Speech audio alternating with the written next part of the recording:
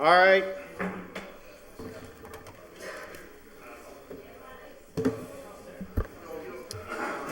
It is a little after 6:30. We do have a special meeting for tonight at 6:30 for April 3rd, 2018. With that, we'll call the roll, record who's in attendance. If you hear your name, say present. And Councilor Anderson Burgos. Present. Councilor Bartley. Councilor Bresnahan. Councilor Leahy. Councilor Glass-Labor Martinez. Councilor Lisi. Councilor McGee, present. Councilor McGivern. Here. Councilor Roman. Here. Councilor Sullivan. Here. Councilor Tallman. Here. Councilor Vacan. Here. Councilor Valentine. Yes, here. With that, all rise for a pledge of allegiance. I pledge allegiance to the flag of the United States of America, and to the republic for which it stands, one nation, under God, indivisible, with liberty and justice for all. God bless America. in the city of Hoyoke. And the city council. All right, so for the special meeting, there's one order from Councilor Vacan. Order that the city council receive an update on the investigation regarding the wire transfer from the treasurer's office made in response to an email in city council March 6, 2018, received and adopted, referred to law, request for an executive Take session. a motion Mr. to President? remove from the table for the purpose of discussion. Motion is to remove from the table for discussion. Seconded. Second. All those in favor? Aye. Opposed? Councilor Vacan. Sorry. Thank you, Mr. President. I would just like to note, based on further information received after the filing that I made for this order, that it is not necessary for this matter to be addressed in executive session, but it rather can be addressed in open session. Thank you. Councilor McGivern? Did you have a No, Mr. question? President, I just ready to listen to the questions. All right. So with that, if there's no other question, we can proceed to have it open to the public because of it having gone through a certain amount of days and we received certain information that no longer requires for an executive session standing. With that, we will open it up to Councilor Vacan, who filed the order, and then to call in who you're looking for answers from. Thank you, Mr. President. I would first like to hear an overview from the investigating agency on the matter, and then proceed to specific questions related to the matter. Okay. The chief is here from the police department. Chief, microphone. And with that, the Councilor Vacan's asked for an overview first, and then we'll go into question and answer.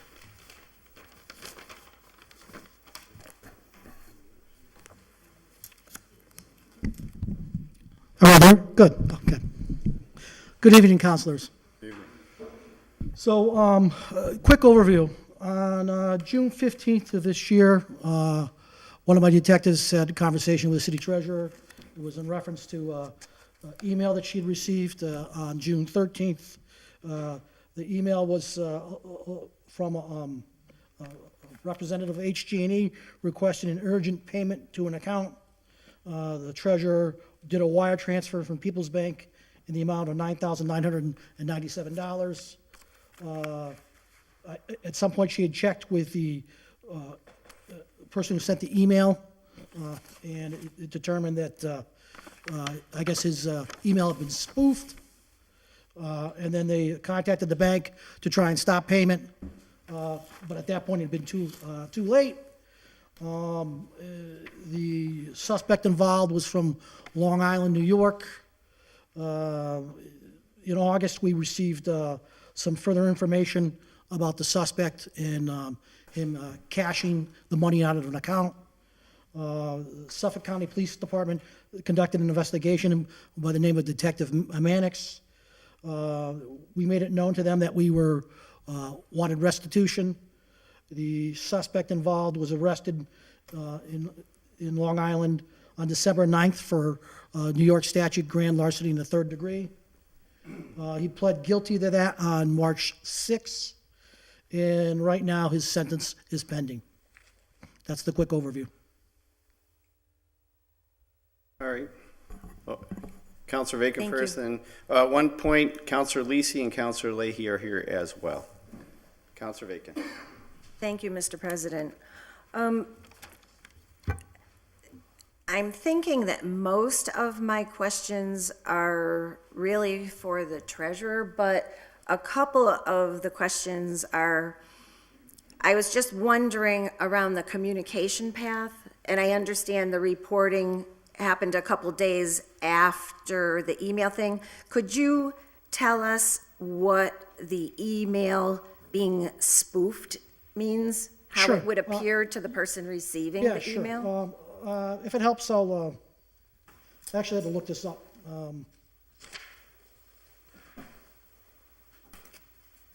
Spoofing's like a forgery email header. So the message appears to have originated from, somebody you're familiar with, but not the actual source. That's called spoofing. Phishing, I guess, the other part of it is called phishing. And that's when a form of fraud, when they pretend to be a legitimate entity and they successfully extract something from you. Spoofing and phishing. Okay. Thank you for that. Phishing with a PH, not an F. Gotcha. And in terms of the internal communication, so the report came to your department from the treasurer, and then you were doing the investigation, and when was the mayor made aware of this matter? I don't know. So as far as you know, never officially, I don't know. but you didn't report it to the mayor? I talked to the mayor about 1,000 things, all So the time. So I can't tell you I had a meeting with him on June 31st and discussed this. No. But I'm So- just wondering if, as a general matter, if there are investigations of this nature involving financial matters of the city, if the mayor, as a matter of course, is made aware. I would have thought we would have discussed this, but I honestly, I can't give you a date or time. Okay, but Because I usually, things that stand out, I try to make the mayor aware of. sure. Okay, so I appreciate that. I think the rest of my questions are for the treasurer. Thank you. Okay. Hold on, Counselor But- Leahy? right. Yep. Counselor I'm on Leahy. hold, yeah. Yeah, thank you. Chief, what's the name of this, the person who got arrested? A Marshall Godfrey, Marshall Godfrey, out of, where is he out of? Just in case I get an email from him. I'm not gonna take any friend out of requests. Brentwood, New York. Brightwood. Brentwood, New York. Brightwood or Brentwood? Brentwood. Brentwood. Now, Chief, have you seen this happen with any of our other departments? No, but I did get an email today from the Major City Chiefs. It's an organization that represents the major city chiefs in Massachusetts. And their president, their treasurer got an email from the president asking to pay a bill and to forward some money, very similar to this. And then it was sent to the treasurer of the major city chiefs, who would normally make that type of payment. When he sent an email to this, it bounced back that it wasn't accepting any emails, and they said, something must be amiss. My point is, unfortunately, this is very commonplace. Yeah, it's actually interesting. About 2 years ago, my wife got a phone call from the Massachusetts Chief of Police Association looking for a $100 request. And she was going to do it. She discussed it with me. Then I called, actually, this is longer than 2 years ago. I called Chief Scott because I would have thought he would have been part of the leadership team, and he said there's no such thing. It was a scam. Yeah. So I'm glad I looked into it before I paid the $100. So do we have some sort of protocol now with the police department going to each office now? Is there any trainings going on about cyber? Phishing? I have some detectives that are more astute at this sort of thing, and generally they would get this type of case any more than I have some detectives that could probably pull apart a computer. I'm saying like on the internal side, like on the city side or the school department side, What preventions are we doing so this doesn't happen again? I'm not aware of any citywide training on it. So this could happen again? Yes, it could, and quite honestly, it probably will. It's each and every one in this room, if they haven't got an email already, in a different regard, in some type of scam. All right, thank you. Counselor Lisi. Thank you. Chief, I understand that when you spoke to the chief of Suffolk County Police, that you spoke with him about our desire to seek restitution. I didn't speak, my Detective Rogers had Oh, reached okay. out to them and made, yes, that we would like restitution. And how likely is that we'll be able to recoup the $9,997 from the individual or from some legal agreement there? Unfortunately, I'm a little bit of a pessimist.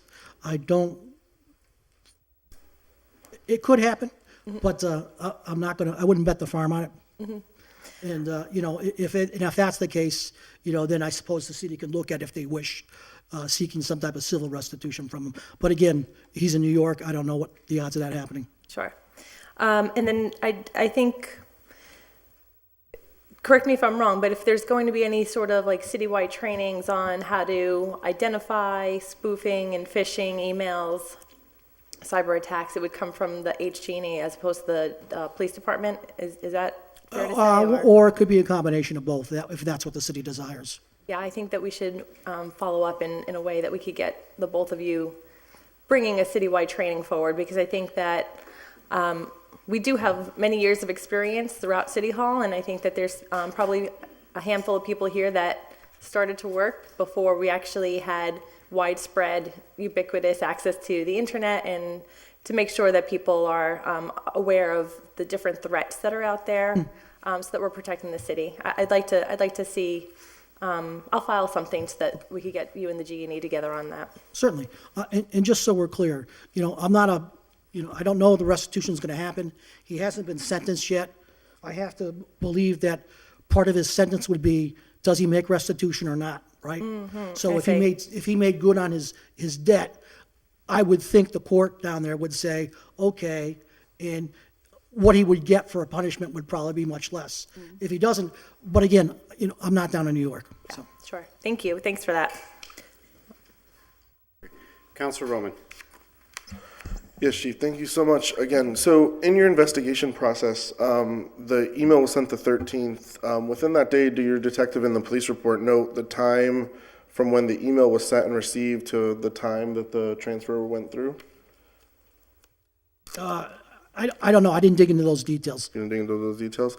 The transfer that was made, it was done offline, correct? So it wasn't like an online, click a button, send a transfer. It was a separate transaction, correct? You'd have to ask the city treasurer about that. Okay, so the detective probably has that in the report as well, though, correct?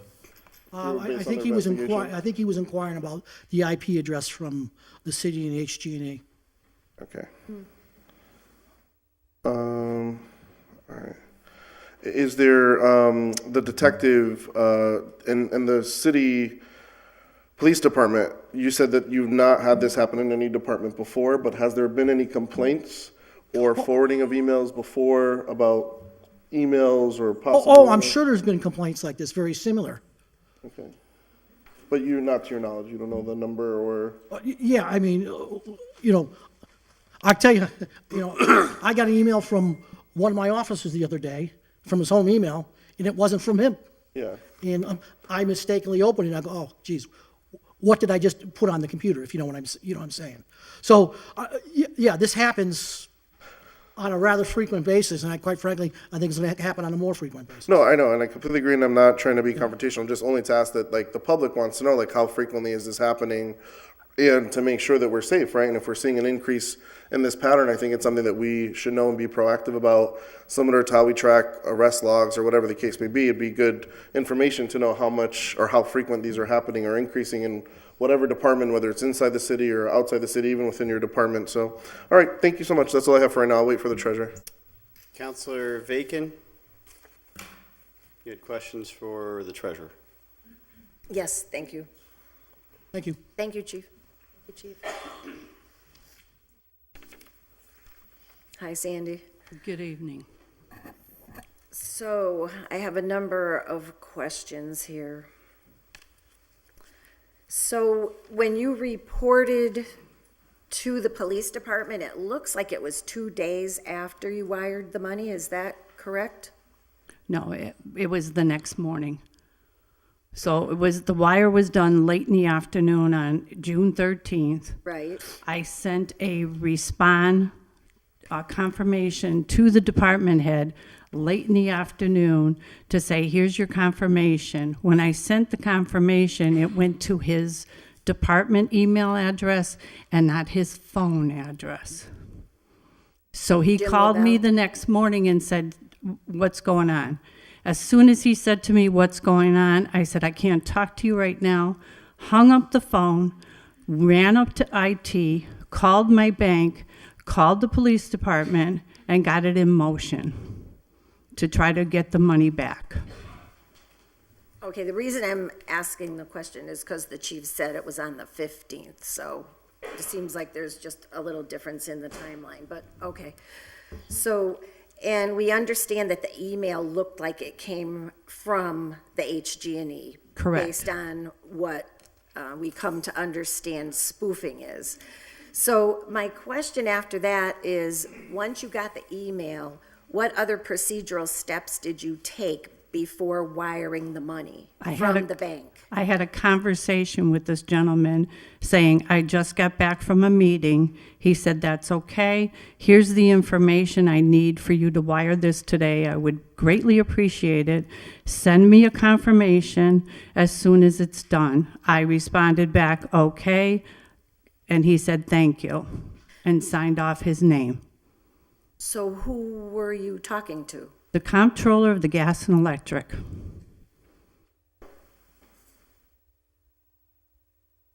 So before you wired the money, you had a phone conversation with the I comptroller? did not have a phone conversation, I had an email conversation. This was the correspondence that him and I had, which is not unusual for me to have conversations per email with this department.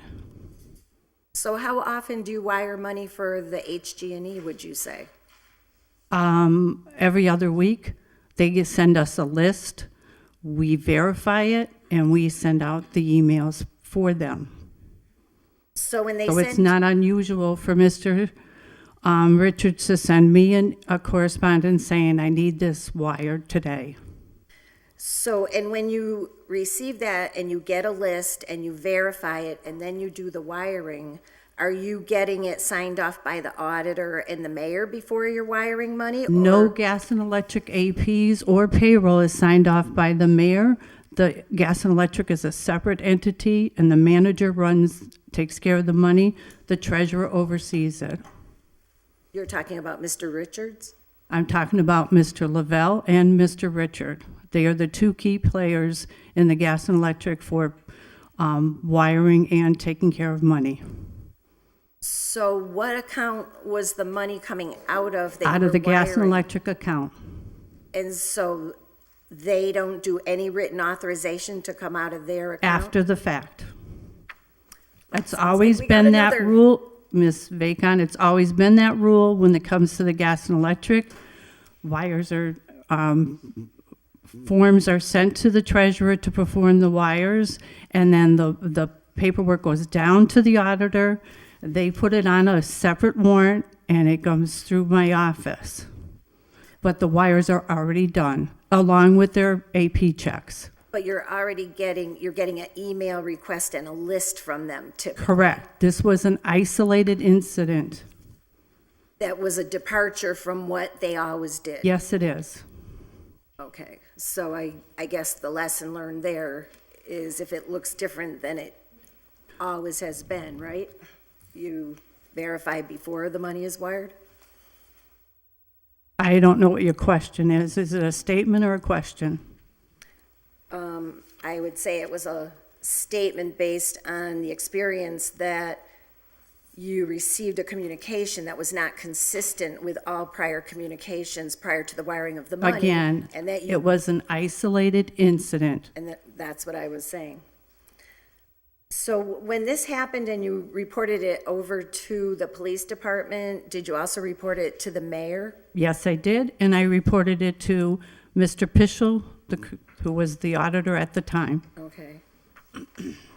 Thank you.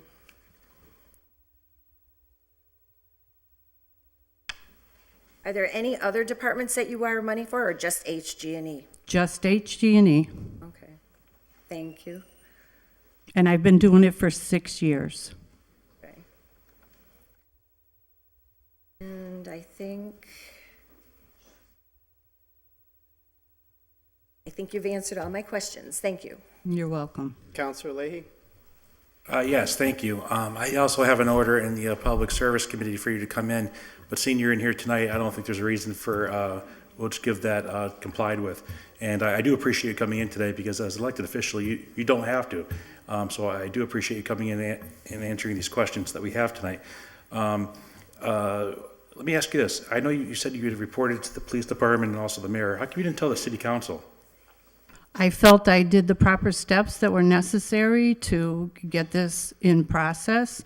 If I did not include you as the city council, my apologies. But I did follow what I thought was the proper procedure. I notified IT that I had been compromised. I notified my bank that I had been compromised. I notified the mayor, and I told the auditor. And do we have any written procedures? Because I don't We think do those- now, and I will tell you right now, I have several procedures in place. I am the only one in my office that is allowed to do a wire, so this will never happen again. So now, you say you have procedures. Is notifying the city council one of the procedures? No, but it will be now. I'll let you know. But it won't happen again, so you won't have to be worried about being notified about a compromise Well, of a wire. I have to be, that's part of my job is to be, I'm Irish. I worry if the sun's going to come up, so I am worried about it happening again. And I'm also, I'm married to an Irishman. It won't happen again. and I'm also worried that maybe it happened in the past as well. So you're saying that you have procedures in place now, but notifying a city councilor isn't one of them, but it will be. So when will that be included in your procedures? As soon as my office is compromised, I'll be more than happy to send you all an email and tell you what's going down. When your office is what? Compromise. This was a compromise to my office. No, but I'm asking you, when will the notification be included in your procedures? Notifying the city council? I'm not understanding your question, Mr. All right, let me Leahy. back It's up. like, So you do you said, want me to do a step-by-step procedure of what I'm going to do and include the city council as my last step? Is that what you're requesting? I'll be Yes. more than happy to do that. okay. So will you provide those procedures to us? Certainly. Okay. You seem very aggravated. I've been under the gun since January 1st with all kinds of issues, and I'm trying to do the best job that I can do. I'm an elected official, and I take my job seriously, and I've been chastised by the city council about not being informed about things, and it can be irritating, yes. I'm sure I it just can. figure, walk in my shoes a little bit, please. And I am. That's why I think I'm being very kind to you. But I'll also walk in our shoes as well, because we are the fiduciary responsibilities along with you. So let me ask you this. So I know we just talked about some of the procedures. I'm not sure if you want to talk about them again, but are the procedures going to be different now moving forward with the gas and electric? Yes. And how are they going to be different? Well, first of all, I will pick up the phone and call that person personally and say, do you plan on sending a wire today? If not, then we have an issue. When I talked to the gentleman the next day in regards to this, he had indicated that his email was compromised. So again, it was a situation that happened, and it's unfortunate, and it was isolated.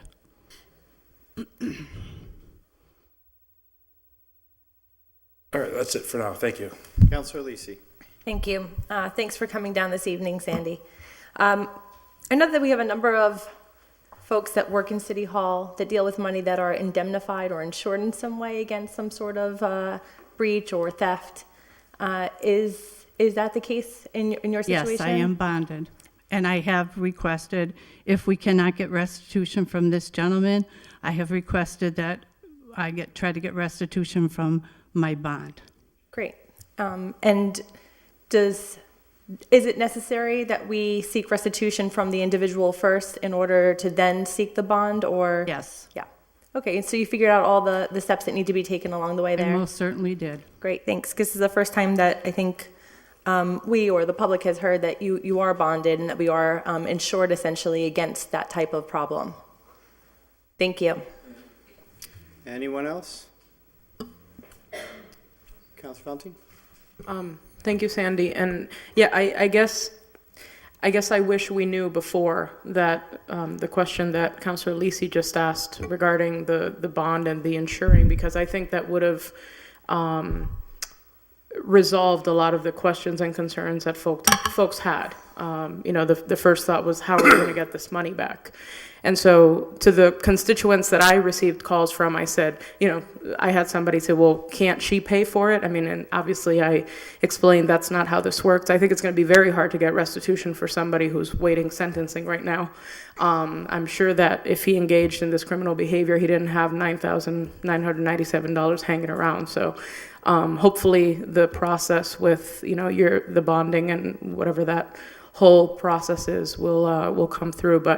But again, I think perhaps, and hopefully this is not going to happen again, but we never know. So I think if we would have known that piece of information, that could have perhaps eliminated some of the aggravation that everyone involved has had to experience. Well, just for FYI, the treasurer cannot be a treasurer unless she's bonded.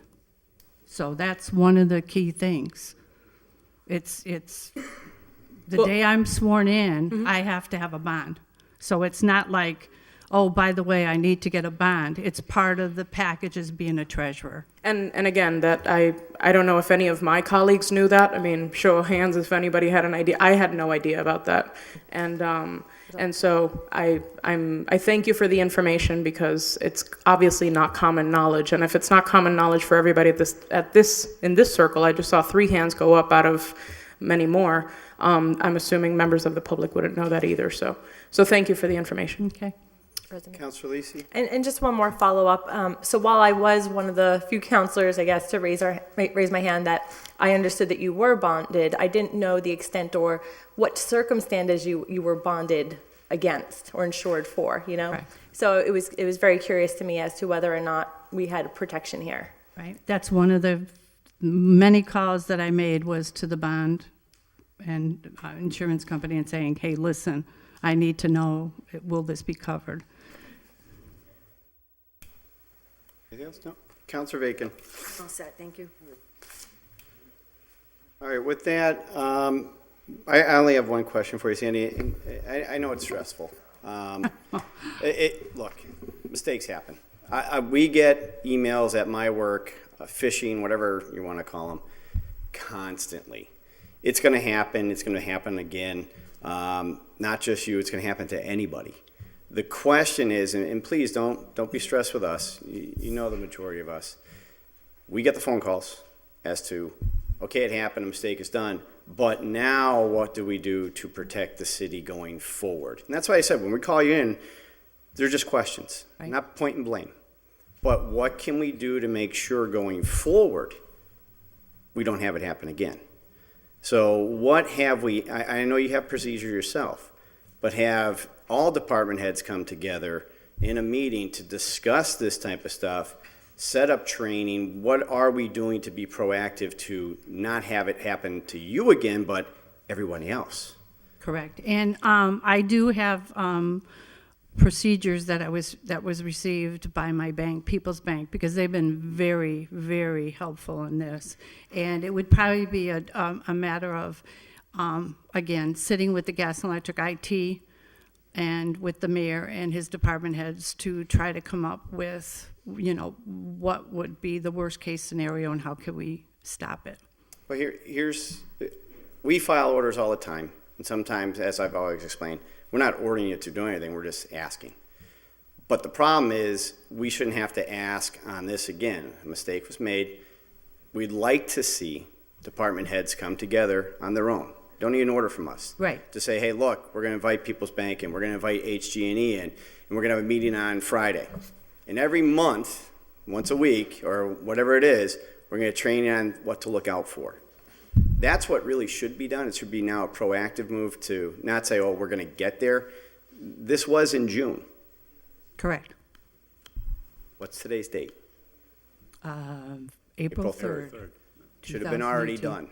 Well, And I'm and not I- saying you, Sandy. No, I'm no, saying no, but the I'm city just, itself. okay, and correct me if I'm wrong, but as soon as this happened, my office was, there's webinars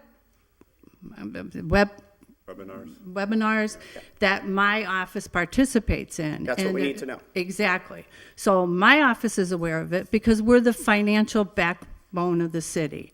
So I do have things in place. I just don't go around advertising it. No. But again, Advertising- if you would like me to give you a report, either quarterly or on a monthly basis, I'd be more than happy to. All I'm asking for you to say, we did webinars in our office, not treasurer, but tax collector, assessor, clerk, whoever. Right, Here's some webinars you look at so that you don't fall subject to this as well. right. That's all we're asking. Yep. So, and that's me And I'd be saying more I than appreciate that. Right, if I'll you be could more help than us. happy to pass on the information. Okay, thank you. Anyone else? Counselor Tallman. Yeah, thanks, Sandy, for coming down. I think we're just learning basically a lesson here from what happened. We all make mistakes, and I think Counselor Bacon bringing this up is good to clear a lot of the things out there that the public really wants to know what happened, get an idea to move through this and move forward.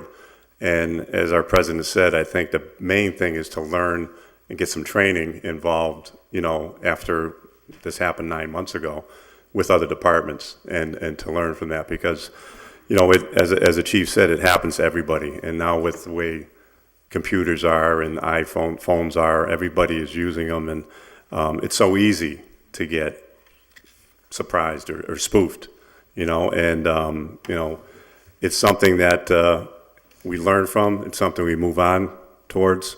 And I know you've had a difficult time in the last probably 8-9 months, not just since January, dealing with this. But as my colleague Jim said, we have to answer to our constituents, and it's not easy. They want to know what happened. Is this going to happen again?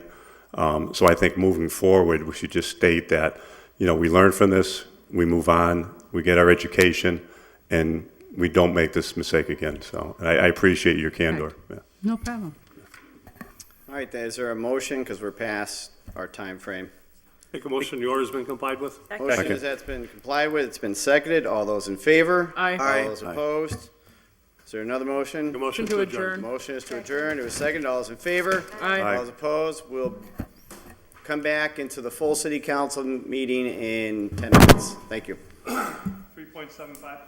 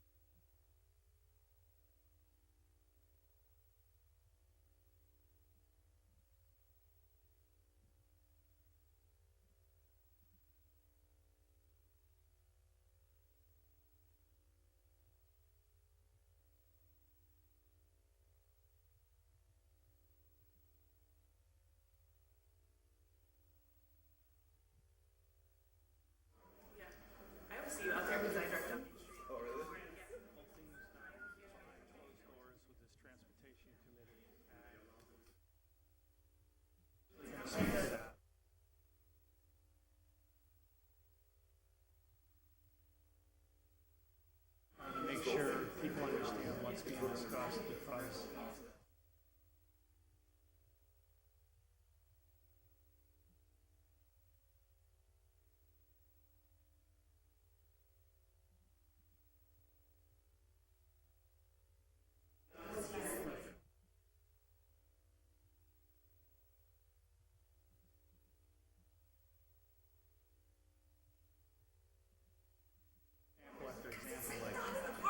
you got 3 buses going to the same apartment complex to pick up 3 different kids to go to the same school.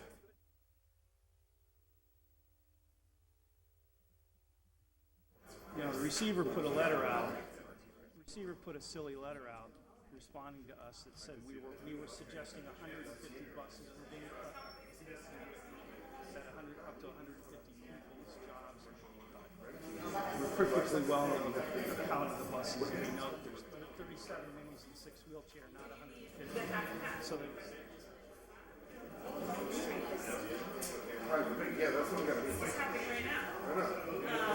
not as safe as a minibus or a minibus, no. So we'll meet Tuesday. I think it should be illegal for them to drive a van and have that sign on top of the city bus. It's like, why is that? Write it down and then make sure we're set.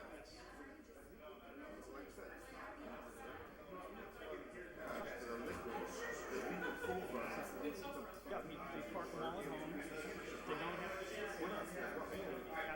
after 9/11, one of the things that happened in this town, other towns, was buses were all corralled in the same place. The drivers turn in their keys, they pick up their keys, the next shift, go back out, check in, so the driver gets checked out by management. Big bus is there in the lot. It's not sitting in some guy's front yard or parked on some guy's street. All right, so I'll find out that other thing.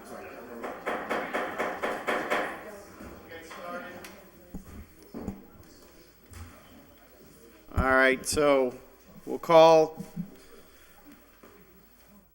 the full city council meeting for April 3rd, 2018.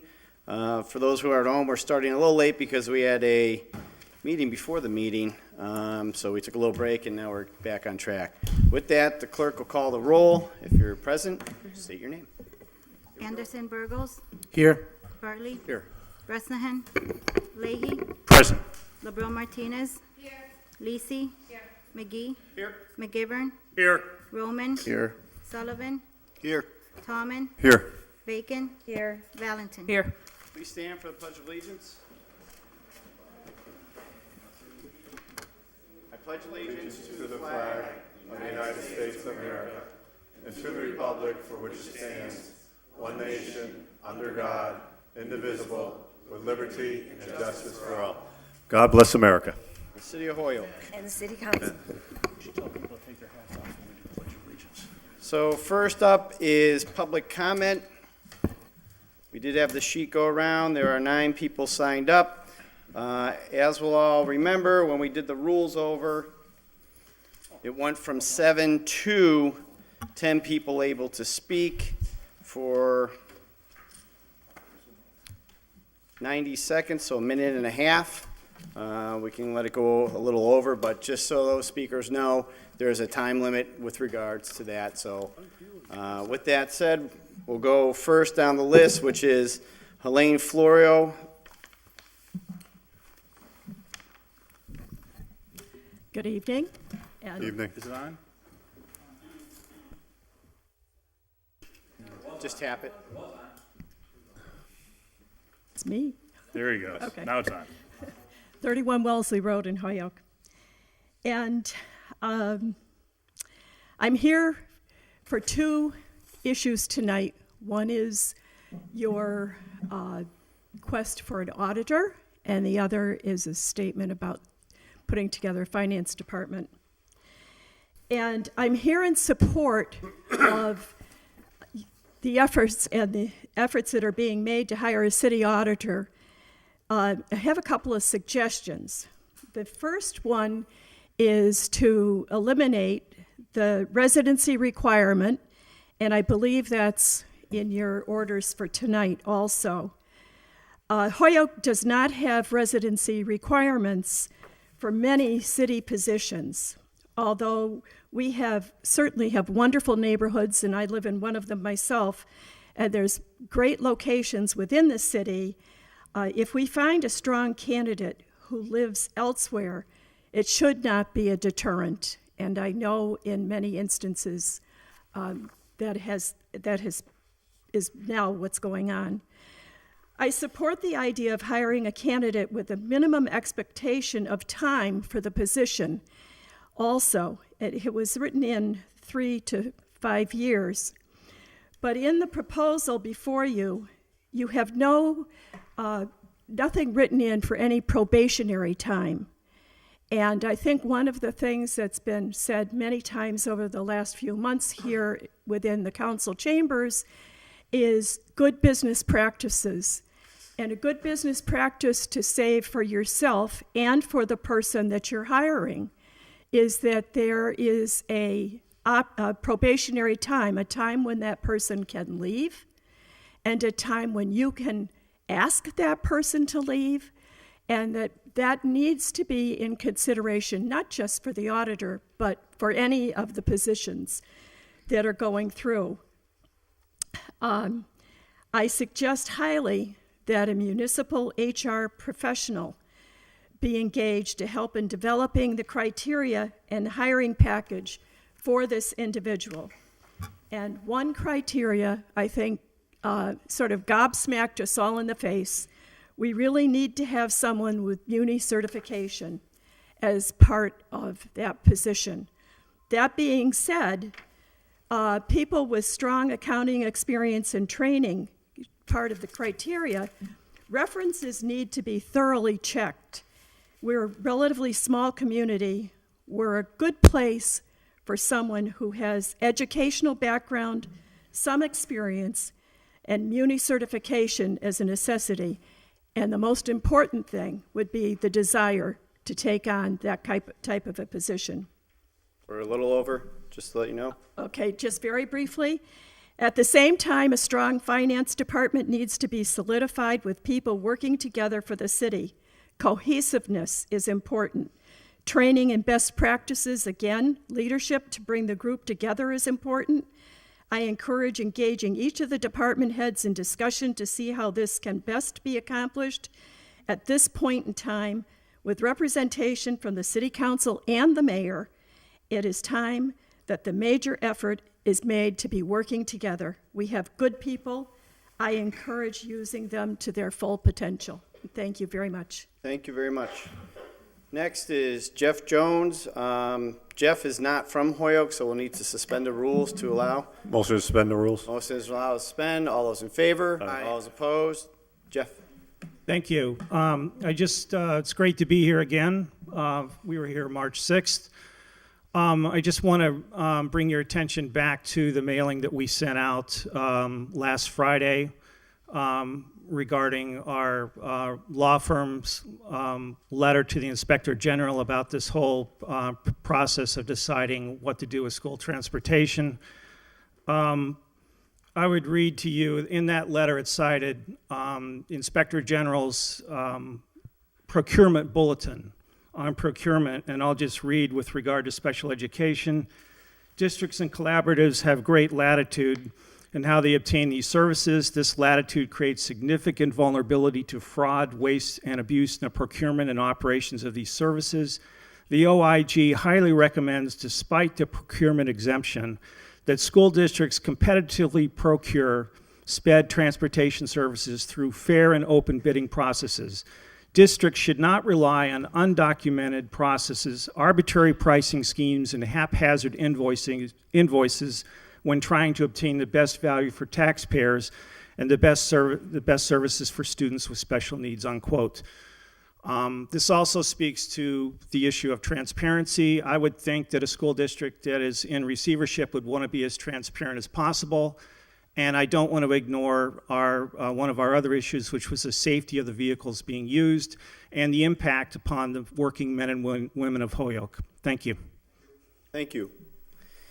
Next is Eva, and I can't read the last name, 41 Brown Ave.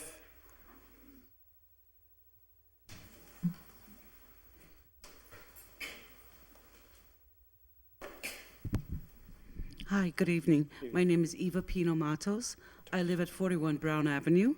I am a mother of a handicapped child, which is deaf, mute, autistic, and has a mental delay. And I urge you to reconsider your decision on removing monitors from the buses, because my child cannot be in an overcrowded bus, because it's too much stimulation to his brain, so he cannot be too close to people, because he will self-inflict pain to himself, and he might possibly inflict pains to other children, which I don't want that to happen. Thank you very much. Thank you. Next is Pamela Murphy from 58 Williston, East Hampton.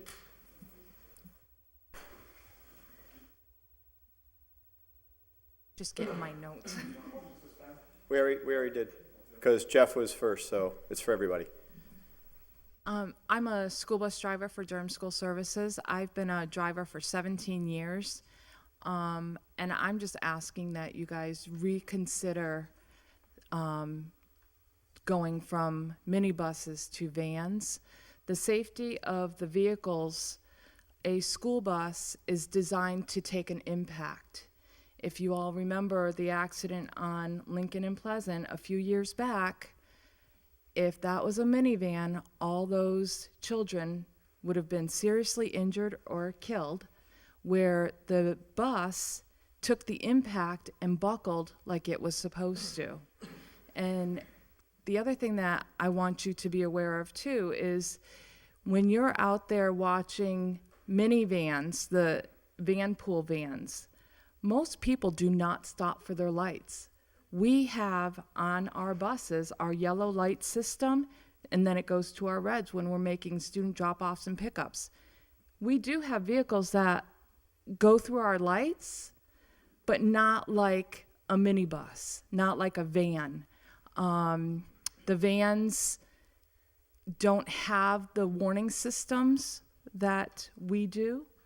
So I'd like you to all take into consideration that the general public does not typically stop for the vans. They recognize us yellow buses more than they do a van. Thank you. Thank you very much.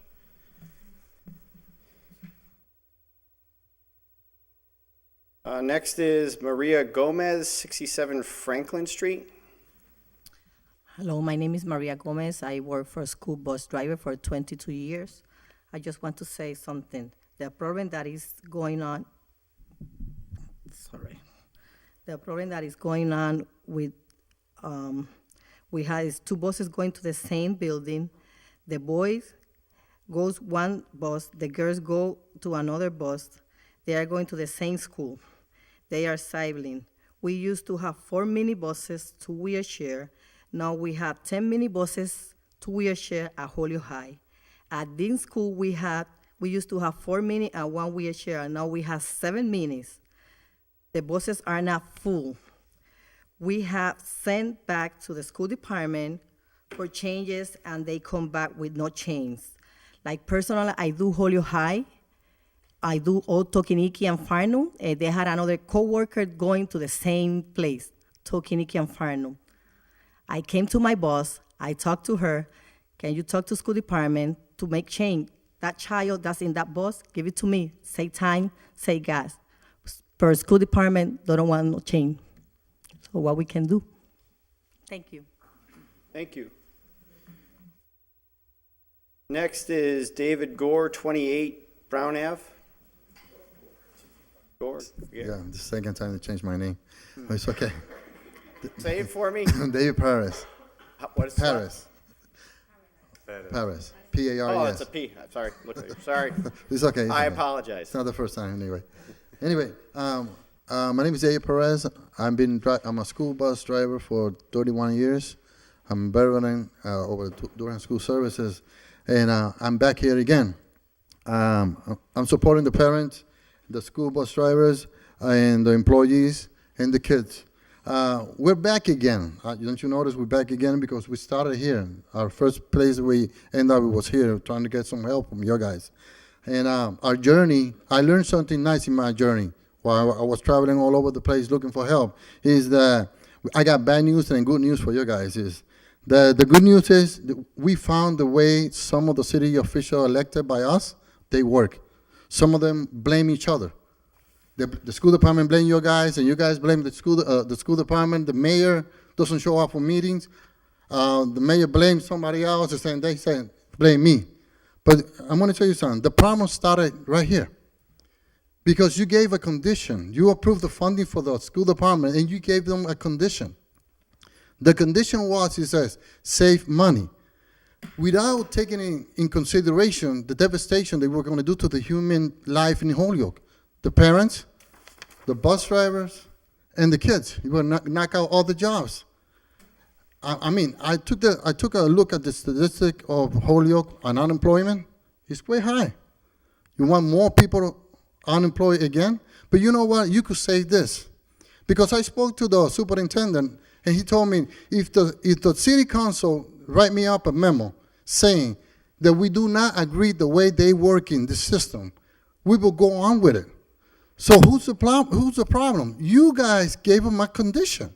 So that condition, you guys have to solve it. I wish you guys think about this, read it. We got any other ways we could do it. We could save money. We give you the best transportation, the best monitor, and save money at the same time. But if you have a consideration, you gave them that little part there. You told them, this is the way we want you to be. We want you to save money. You gave them a condition. Now give them a condition now. Say, we got a group here that's willing to work with you guys. Give us 3 years back. And let's find a condition to save money to the city. We'll give you something. We'll give you saving. Help us in there. Thank you. Next is, and correct me because it's crossed out, there's a Kathy at 43 Pearl Street, but it's crossed out. Is she still here? Because then underneath that is Yvette Cologne at 36 Claremont. So you want to do both? Both? Okay. Just want to make sure.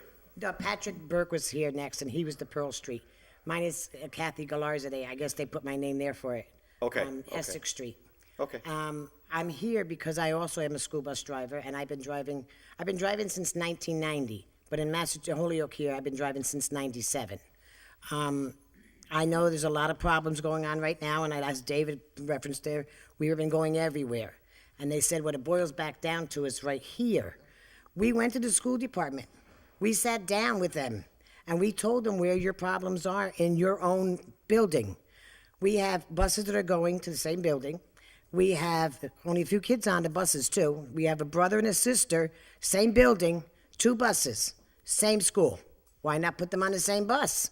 We're saying that we only have a few kids on each of these buses. Why are you sending me from this end all the way up there when you have a bus that's 2 blocks away? You can pick up the same kid. We're saying that you have your own problems in the school department. Fix them. They say, oh, we asked Durham. Now, I work for Durham, but I worked for First Student when they were here, and I worked for School Service and Leasing when they were here. It's all the same thing.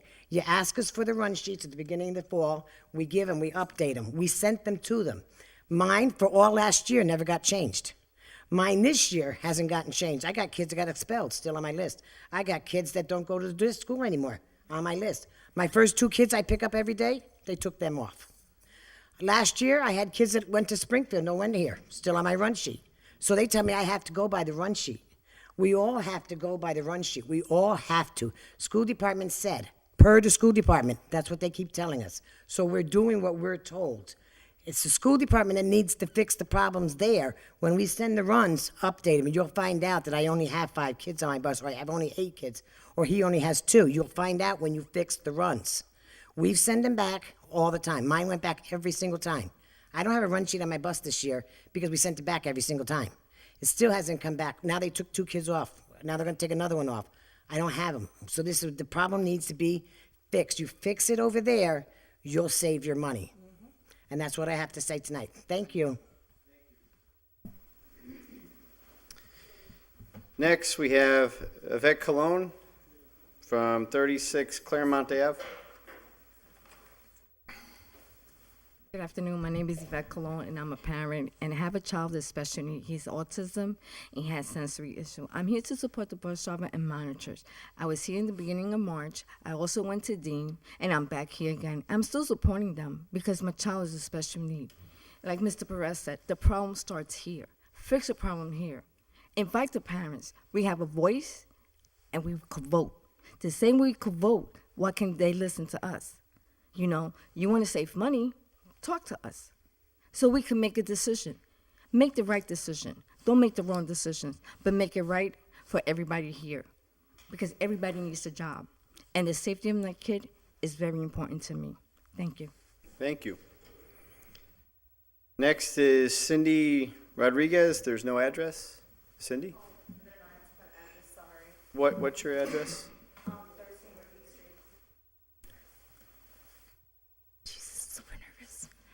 Well, hi, my name is Cindy Rodriguez. I'm here advocating for my daughter as well as my nephew.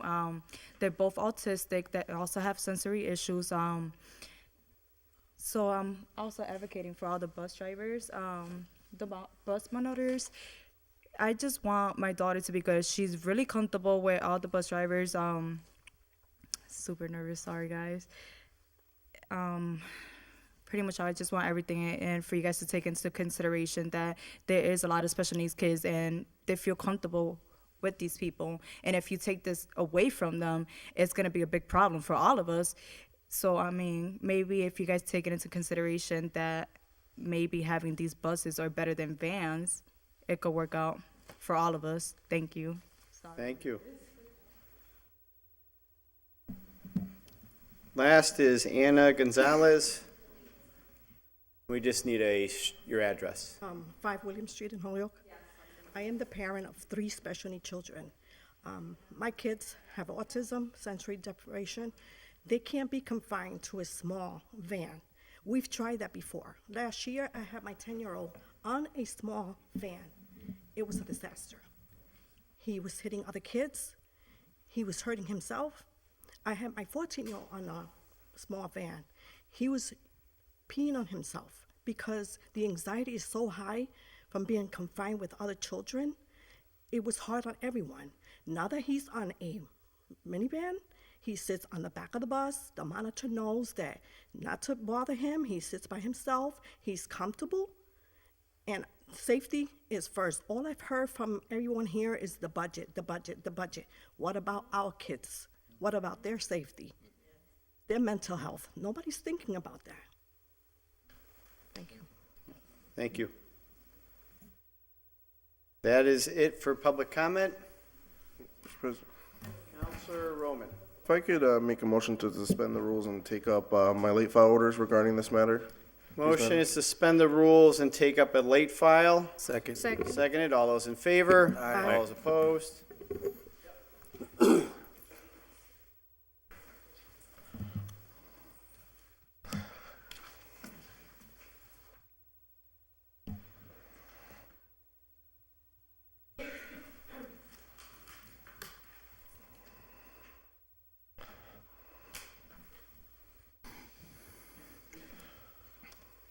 Motion is to receive. How many?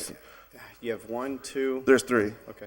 Motion 2 is to receive and send to the joint committee of the City Council and School Committee. Okay, so we have G, H, and I. G is from Councilor Roman. Order that the mayor, chief of staff, representatives from the USCW 1459 van pool, and chief financial officer of the school department attend the Development and Government Relations Committee. I'm going to amend all that to say joint committee. All right, so, okay. To discuss a resolution. H is from Councilor Roman that the school department provide any and all reports from transportation consultants showing savings on school department budget. And then the last one is that the city council of the city of Holyoke implore the mayor to deny and not sign the current proposed new 3-year contract for the transportation of special needs students. And all 3 of these to be received and referred to the joint committee of the school and city council. So I'm gonna make a motion to take up actually, we'll just refer it to the committee, make it easier. So G, H, and I, motion to receive and refer to the joint committee. Under discussion, Councilor Roman. Yes, thank you so much, and I want to thank my colleagues, and I thank the chairman. I was originally going to send this to DGNR. We have a lot on our jacket, and it just makes the most sense, so I thank my colleague, Councilor Bartley, for reaching out right away. I want to get this back in the school joint committee's hands. The reason why I filed these is because I, too, like many of you, have heard from these amazing men and women, and the finger's being pointed back on us. And so I know I met, and I respect Dave, and I thank Jeff and the whole team for coming and meeting with me in my office. I want to make it clear, we did, as we do with every department, ask them that they do cost-saving measures. But our focus was holistically on the central office, and that was a very open and transparent process where Councilors Lisi and McGee were on that committee. They came back with the recommendations and said, okay, council, you want us to save money on the building? Here's our 5 options. Give us what you would prefer us to do. On this process, we learned that Councilor McGee was on that process and that committee. The first time I heard about it was from when you, the public, let me know that this was even up for discussion. And so as a budgetary option and as a community, we face a deficit every year here as a body for our budget. And so we always have to make these tough choices. But trust me, I will never, ever put it on the backs and the safety of our kids in this community. So when I heard it, and yes, the March meeting where you came to, I said, I'm pissed off. I said, I'm mad. I said, I'm with you, as we all were. And you heard from all of us saying, we don't like this contract or the way that this was handled. And we in this body, a lot of us, I heard a lot of members say, we don't want this to pass. We don't want this to come to fruition. But when I sat with the members of the union, Mr. President, and members of my body, it was said that we somehow have contract powers. I called the receiver. I let him know I was filing this because I keep it transparent with him and the mayor's office. The only 2 people who have jurisdiction over this process is the receiver, and he wants it, and the mayor. He can sign it, and that's it. What we could do as a body, because what the mayor's office is saying, according to the members from the union, is that we have to send a clear message that we don't want it. I want to make it clear for the record, this body fully funded the school department this year. Fully. 100%. What they requested is what we gave them. 100%. And now we're coming back and hearing that we're not meeting net school spending, and I'm sure this body is going to most likely, again, I can't assume, support that and give them so we're meeting net school spending. But what we wanted to do is dig deep and say, hey, yes, where can you help us save? But I agree with you. Did they in good faith say, hey, where can you help us save money? And I've heard some good cost-saving measures there. They could have come back to this body in a very similar fashion and said, hey, city council, here's 3 options we have, and that's why I'm requesting the report of this consultant. This is option 1, we redo the routing and save $100,000, great. Option 2, we cut down the routes or double up, great, whatever the case may be. But I told you, I'm with you, and that's why I'm filing this, because I want to make it clear to the mayor's office, to the superintendent's office, that I would hope that we get at least 7 or maybe more individuals in this body to say, we don't like the way this was handled, we don't want this to be approved, and I thought we made that clear the first time. But apparently it got lost in translation between the school department and the mayor's office that we don't support this process or the way it was handled or the fact that you all, and I said it from the beginning, my biggest thing was the cost of lives, 135 plus individuals who are not guaranteed employment at this new company. We're going from union jobs to I don't know what the wages are for this new company. You are not guaranteed the jobs. And exactly that term of service that those drivers who have 10 plus years have relationships with these kids. So, and I love your new term and your new vision here, Mr. President, of the buck stops here. We're going to stop the finger pointing. I'm not going to point the finger back. I'm going to be accountable, and that's why I followed these orders to say, hey, what could we as a body do to finally show clear, I don't know, I thought we made it clear last time. I heard a lot of my colleagues make it extremely clear where we sat, the fact that we did not approve or like this contract. And so this resolution will clearly state on paper, we'll sign it and send it to the mayor, and I want them to come in so we can hear in another statement that was brought to me by one of the union members, and another one confirmed it, that the chief of staff for the mayor's office said that after our last meeting, while we were talking, that some of us afterwards called Anthony Soto and said, great job, keep up the good work. I got a phone call that night from Dr. Strike, to be very transparent, who had a very respectful conversation with me. He said, Nelson, I want to hear what your issues and concerns are. I apologize that this didn't come up. We had a committee that had a city councilor on it, which again, my council president McGee did say that night, I was the councilor on that committee. I didn't know what the recommendations were. A lot of us didn't know until we found out from you, the public. So I want to dispel that rumor that we're not with you because we've been with you from day one. But I want to make it abundantly clear, and I even talked to Dr. Zreich, and I'll quote him. He said, Nelson, the only two people that make the decision for the contract is myself as a receiver and the mayor of the city of Holyoke. So I'm calling and challenging on the mayor to not sign the contract. That's from me, Nelson Roman, Ward 2 City Councilor, me representing this community, making it very clear to anyone to say, we don't support it. I don't support it, don't sign it. And if refund it, re-enter to sign the next 3-year contract, and find savings elsewhere. Our unemployment percentages are up in that department. Let's try to keep and retain some of our staffing, right? Let's look at some of these high administrative salaries. We don't get those line item budgets. I don't see how much these administrators are making, with all due respect. Let's see if we can save costs there. And again, I'm not bashing the school department because, like I said, I respect Dr. Zreich, who went after this last meeting, he called me. But at no point, Mr. Casey, did I call the superintendent and say, great job, and then give these people a different answer. That is not accurate or not correct. And so for all of you, right after the meeting, when we left, I filed these orders. And I sent it out to my colleagues because I'm a man of my word. If I say I'm going to do it, I'm going to do it. And I thought my colleagues and I made it perfectly clear. And again, we might disagree with the school committee on this matter. We disagree with the superintendent on this matter. It doesn't mean I hate them or that they're evil, because they really are trying what's best. But in this case, I can't support something that's going to cost of lives or the impact on the students. That's what I'm worried about. So, thank you. Councilor Leahy. We just need a motion to suspend the rules to have this discussion, so I wanted to offer that Oh, wait. because it's late files. Oh, yeah, that's right, because we took it up. Motion is to suspend the rules to allow discussion and take final action on the 3 orders. Second. All those in favor? Aye. All those opposed? Councilor Leahy.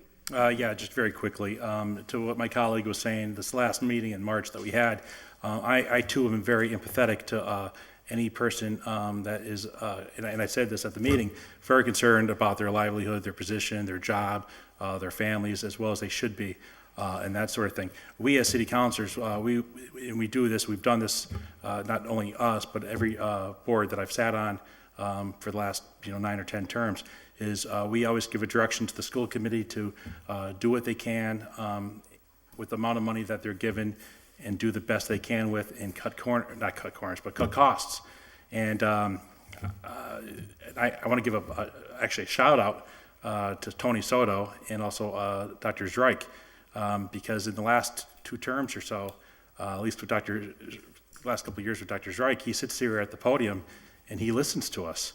And so does Tony Soto. And this guy has a very, very business analytical brain, and he takes in what we're saying, and he disaggregates it, and he puts into some savings. For instance, he's working out with a plan with the food services, and saving money for the city of Holyoke that way. He's also looking at, and he already did, and Dr. Zreich went along with it, with, I've been calling it the Taj Mahal down on Suffolk Street, the school building, and now they're utilizing 2 floors. And so that's saving the city and the school department quite a bit of money as well. However, and the March meeting, I have to say that I didn't know a lot about this. Shame on me for not going to the joint committee meeting and not knowing exactly everything about this. I only started hearing from the drivers who were calling me, and I had some great conversations with them.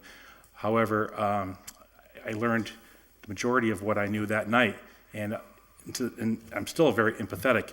However, knowing what I know now, there's a lot of, we just heard about transparency. Well, there's a lot of non-transparency coming through. First of all, there's not going to be any elimination of bus monitors. Quite frankly, it would be against the law. The city of Holyoke is obligated to do it under any IEP. So people have been coming to the podium and saying that it's not going to happen. If anybody's telling you that, it's not true. It's not true. Second of all, some of the vans for the severely handicapped children are going to be easier to get in and get out. These vans are newer. It's also been said that there's going to be no drug or alcohol testing. Well, there is. This company is going to have to drug and alcohol test any driver, but they can also do one step further than it's not happening now. They can do random tests whenever they choose. And that's going to be a benefit to our children as well. So right now, we are, we keep getting, the buck does stop here. I've always said that. But right now, it's in the mayor's office. He's going to sign it. Dr. Reich and Anthony Soto, they're in for it. I'm definitely not in favor of anybody losing a position anytime, but they're also going to be hiring people that have experience, because who else would you hire? Thank you. Counselor Lisi. Thank you. I would like to make a friendly amendment with the maker's permission. I'd rather not see it go to the joint committee. After attending the joint committee last week, I really felt that the school committee made it really clear that they don't have authority over this issue, that it was something that the city council mandated, and that they're really washing their hands of the issue. And I think that's where some of the confused comments came from this evening regarding the city council's role and the city council's authority. So I'd rather see the package go to finance. I think that's where the joint committee had referred out the previous order that was in front of them. And I think that, it's unclear, again, because it's really up to the superintendent and the mayor what's going to happen. But I think we should get everything on the table and see how we can manipulate some of the variables and get a sense of what the variables are. Because maybe we're not, able to save 130 jobs, but maybe there's something along the way there if we can, figure out what's at play to save some jobs and to figure out ways to retain wages and things of this nature. So I think that GH and I, late files, should as a package go to finance to be taken up with the previous order that was referred back to finance. Thank you. Anyone else for discussion? Councilor LeBron Martinez. And again, as she mentioned, the committee had recommended our last joint committee that was held on March 26th that this would be sent over to the finance. And I know there's going to be a moment we're going to speak. So if we can take it out of order to recommend that as well, we would appreciate. Which one, The Councilor? order that we had on March 26th, it's called Van Pool, but it had to do with the busing issue. I think it would come up after this. Do we have the language for that? It's a late, you're talking about the late file we were talking about at the beginning of the meeting? That one? That we was That you took that up we in had, the joint that committee? we took up in the joint committee. Do we have the language for that? I do not have it. All that was printed out that our administrator could help with was, it just says agenda van pool transportation. Just to let you know, we don't have the language for that order. Do you have it or no? I thought that's what we were. No, I'm just letting you know. That's the language that I think it was as part of the order. Mr. Burks, am I right? Can we suspend the?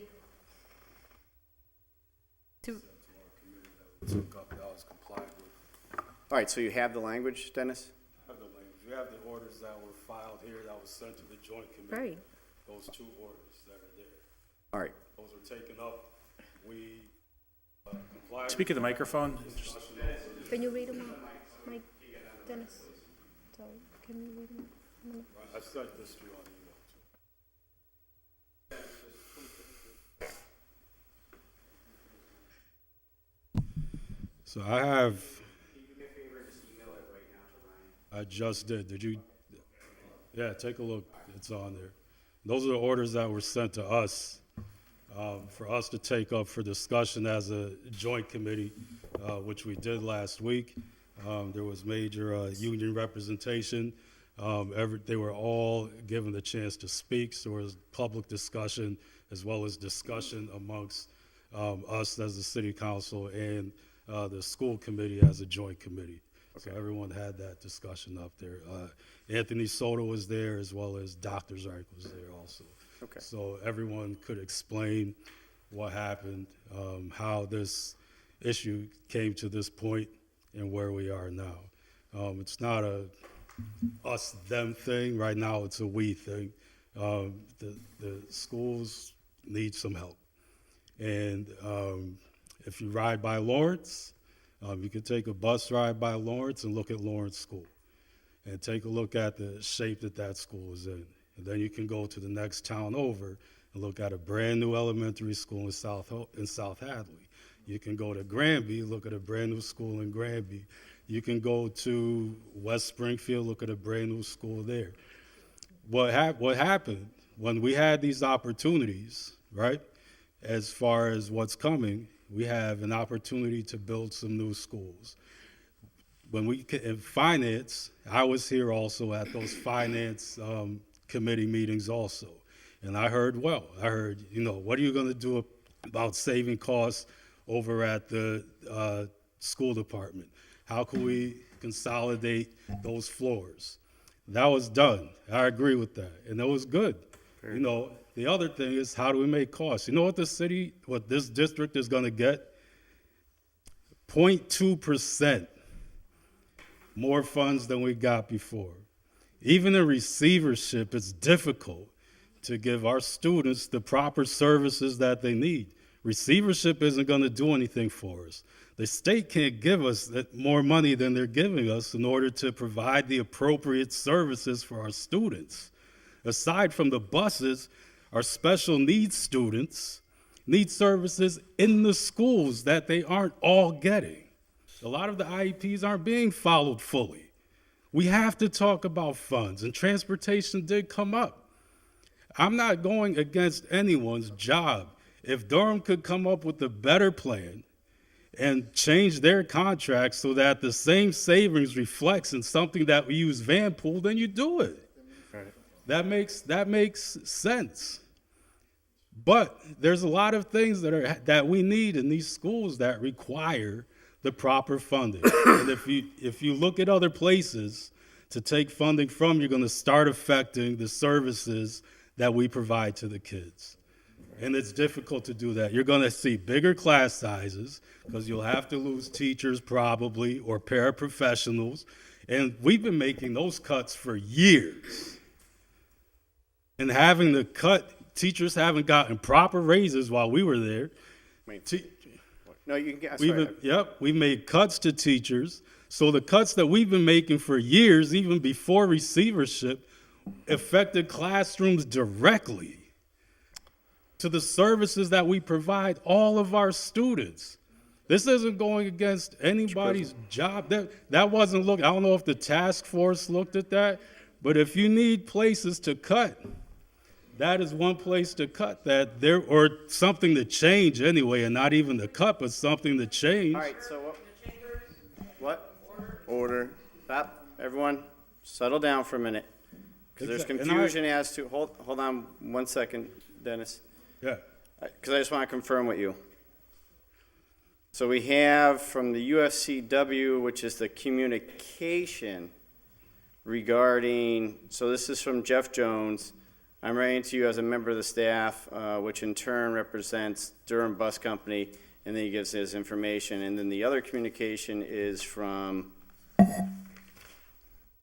Dr. Reich regarding beginning in fall 2008, the city of Hoyoke Public Schools will be using school vans to transport. So these are the two issues you took up? Those are the two issues that we So you took up two communications. Yes. That's why there's confusion. That were sent to us, right? That the order was to be sent to the joint committee. So we took those up, as well as have public discussion to hear everybody's side, kind of why that decision would have been made, and the opposition also of why it shouldn't be made. So as working in the schools, for me and being on the school committee, my first priority is the schools and the students. That's that's the first priority. And I can't speak for the whole committee because we vote on things, but I can speak for where I stand, and that's number one. Lawrence is barely holding up.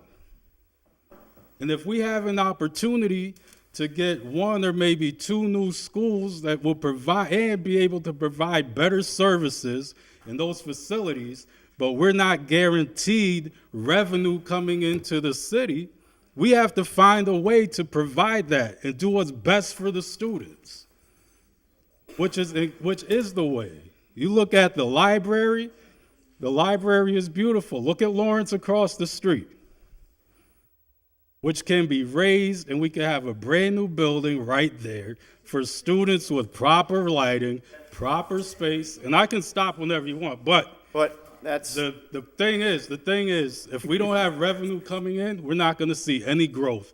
And Lawrence, we had the meeting of the school building, middle school design in there. All right. And just sitting in the So cafeteria this is was just on the rough bus enough. stuff, so that's where I'm gonna have to stop you. But 'cause we're going off. those savings with the contract using Vanpool, if it saves, it could, if we All right, work we're done. together. Order, hey, enough, Thank you. enough. So we're gonna stop it here. But if we work together. We do have, excuse me, we do have the two communications that were taken up in the joint committee. Yes. Therefore, I was asking Irma, the clerk, what is the best way so we can track it properly? What we'll do is, from the joint committee, we'll take it up through the joint committee, take it up, pull it from the jacket, and take it up at that time to take these two communications, and the whole thing would be is GH and I, which is Councilor Roman's orders, whatever committee we want it to go to, that's what we'll have to vote on first. Then when we get to joint committee, we can take these up in order to then send them off to that committee as well, if that's what you're looking to do. Are we all on the same page as to what we're trying to do? Yes, Okay, because those Councilor should be defined. Roman.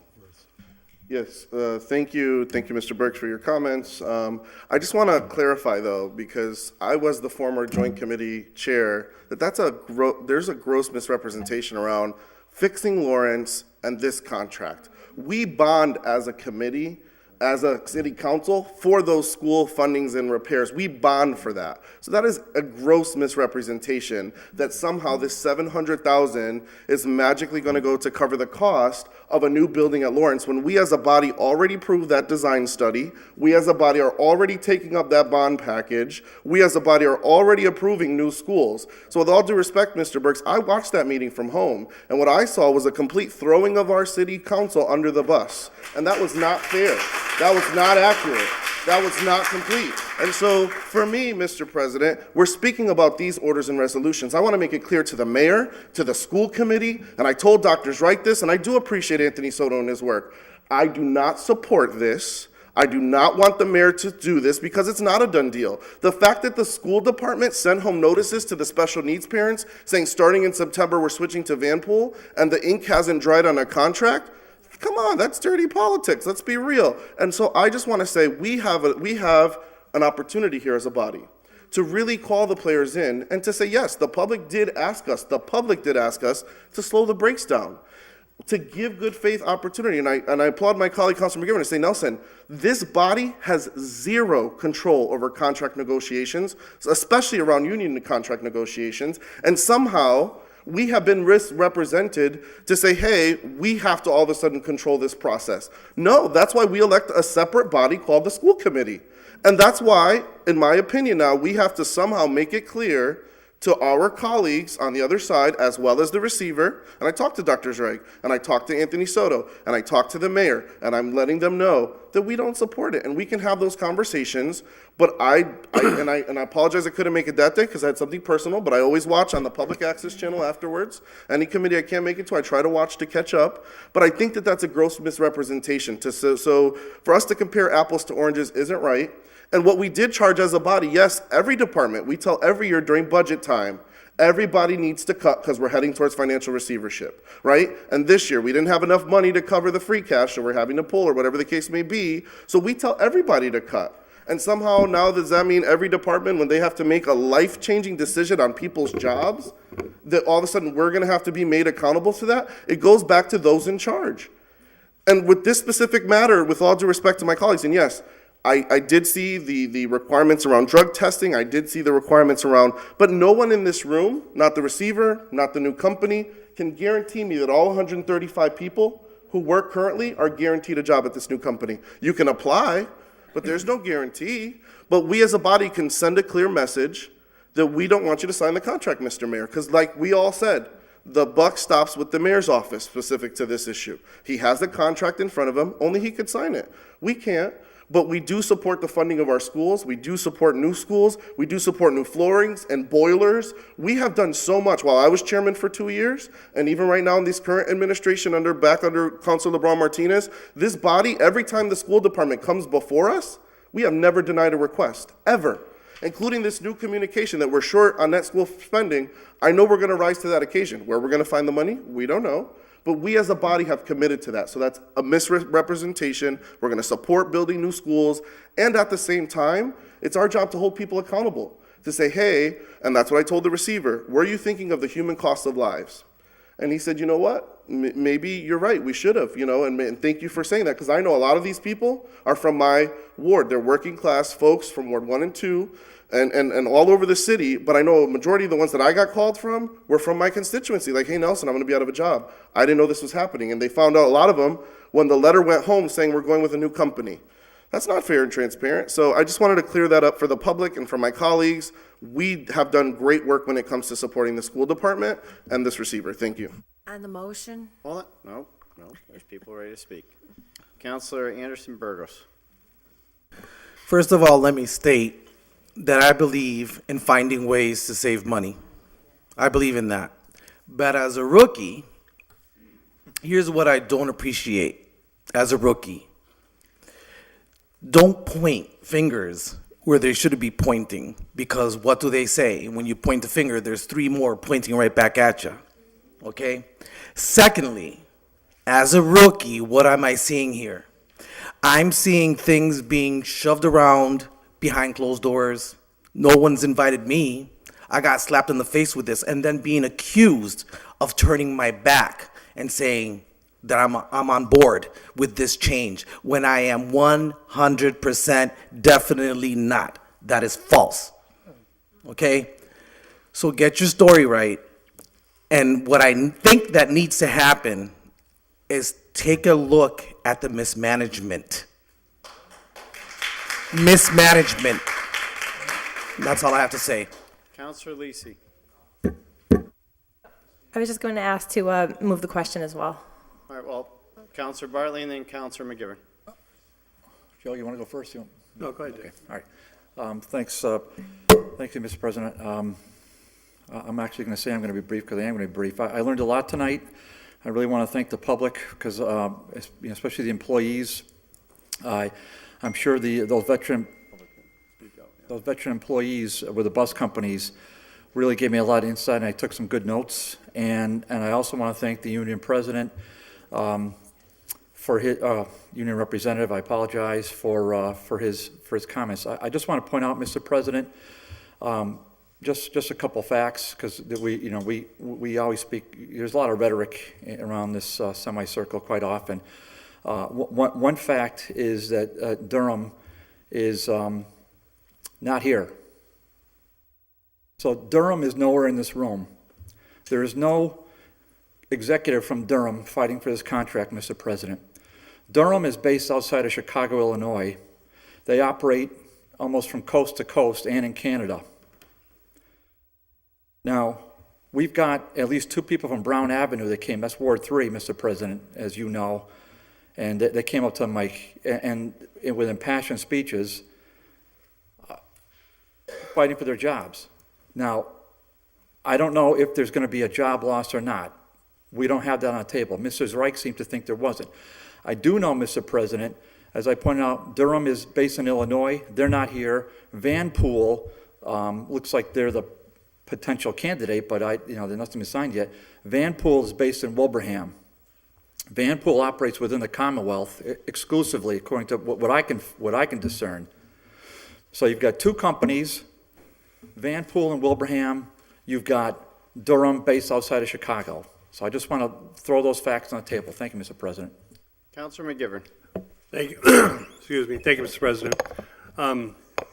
There's a lot of misinformation going around. I just wanted to clear up a couple of things and very briefly, because I think we can discuss this at a much greater length than in committee, some committee, the appropriate committee, which I don't believe is finance, but I'll get to that in a second.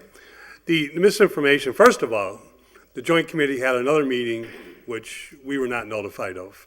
And that's not on our end, but the school department did not notify us that they were meeting on the same night that the ordinance committee meeting was here. And, therefore, I might have been at the Joint Committee meeting if I knew about it, but I didn't know about it until I went to the school department last week to meet with Anthony Saldo himself to discuss next year's budget. But regardless of that, I found out that the committee wants to, and it's not on the agenda tonight, because a committee cannot transfer anything to another committee. It has to come back to the full city council. No committee can do anything without the full city council allowing that committee to act on it. That's the first piece of misinformation I think we're talking about. The second piece of misinformation is we did not fully fund the schools last year, and I said that 2 weeks ago. And I know there's confusion, and I'm not being criticizing any comments here, especially Councilor Roman. What happened was, and 2 weeks ago I said this, is the charter school numbers were off. In charter school, the formula itself is part of net school spending. Therefore, we are off X amount of dollars. There is a letter that says that the state is recognizing that we are in compliance with net school spending, but it's not the same as the dollar number being in compliance. Because if you remember last year during the budget process, Mr. Soto talked to us about how this is an ongoing moving figure, and like any budget item, it's an ongoing moving figure, and it just, it's something that can be taken care of and rectified. There's another order, item 28 on the agenda under my name, that will begin, if we do pass it, the possibility of rectifying some of that. And this we learned last year was the charter money that came in. If we return what was not used for charter schools to the schools, that will alleviate some of the net school problems.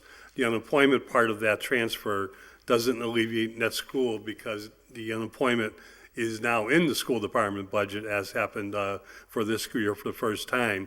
And we're putting that unemployment there's a little trick to it. The mayor did not fully fund the line item of unemployment in our city side budget with the amount that was placed in the school department budget.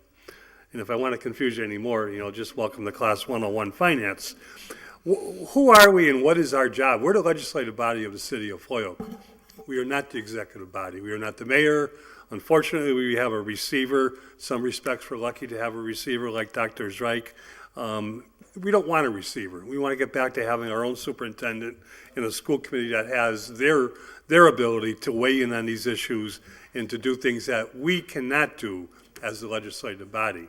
The school committee has, when they're in full power, the ability to work on personnel issues, contracts, and negotiate. We do not. Matter of fact, if you read state law, we shouldn't be saying half the things we're saying tonight. And I asked that item number H, late file, a copy, be given to the law department to make sure we are not violating state law by using our appropriation leverage while a contract is on the table for negotiation. Because that could cause far more bigger problems to this contract than, even though it would not be our intentions, than what we want to do. The message, public safety, the message about what's going on is important, and with a receivership type government in the schools, I think this body should and can weigh in on issues like that. But we need to be very careful for two reasons. One, the contractual stuff, we can't violate state law, or that could really put this contract in problems. Two is, although we cannot initiate an appropriation, we are the appropriating body of the city once the mayor puts it in front of us. We learned last year that there's $90 million coming from the state that goes into schools. They're $5 million in the hole right now. This is a budget question. This is always a budget question. We have to look at the big picture and the small picture at the same time. We have to weigh it in together and to make sure we're on the same page. I've sat here for 5 years and listened to people say we don't have a balanced budget. Listen to people say we need to cut, we need to do that. But when we face something like this, we have to weigh in the big picture and say what I've said: how do we find revenue and save positions? How do we find revenue and save services? There's money out there. We got to find it. We got to stop being afraid of using the stabilization fund. We got to stop being afraid of fully funding the schools so that we can put them in a position to teach and educate our children. This is just a minor part of the big picture. Very minor. Very big to the people who are sitting here in front of us. And who fed the union of the bus drivers that this is the final say in this room was lying. Lying through their mouth that this is the final say. Can we say something? Will they listen to us? We don't know. But we have no final say on anything that's before this discussion this evening. And it's a shame. It's a shame that people don't stand, and some people are standing up and voicing their opinions. And I appreciate that. Even when you don't agree with an opinion, it's always important to stand up and voice your opinion. The reason I don't think this should go to finance is there is no appropriation attached to it. Right now, we have 2 full agendas between now and May in the Finance Committee already set up. And we have the budget about to be filed by the mayor, which doesn't go to finance, but it's going to take up our full city council time. If the joint committee doesn't feel they can handle it, because I thought the joint committee, when it came to votes, so that the votes would come back to us, were separated from city councilors voting and school committee people voting. But I'm not sure. Maybe I misunderstood that, Mr. President, last year. But I just would ask that if there's any committee that the joint committee cannot handle it, that another committee would handle this so we can get something going and get it done quickly. Councilor Lisi. Thank you. At the end of the day, I think what we can do by taking up these orders in committee is essentially provide a venue for public comment, public discussion.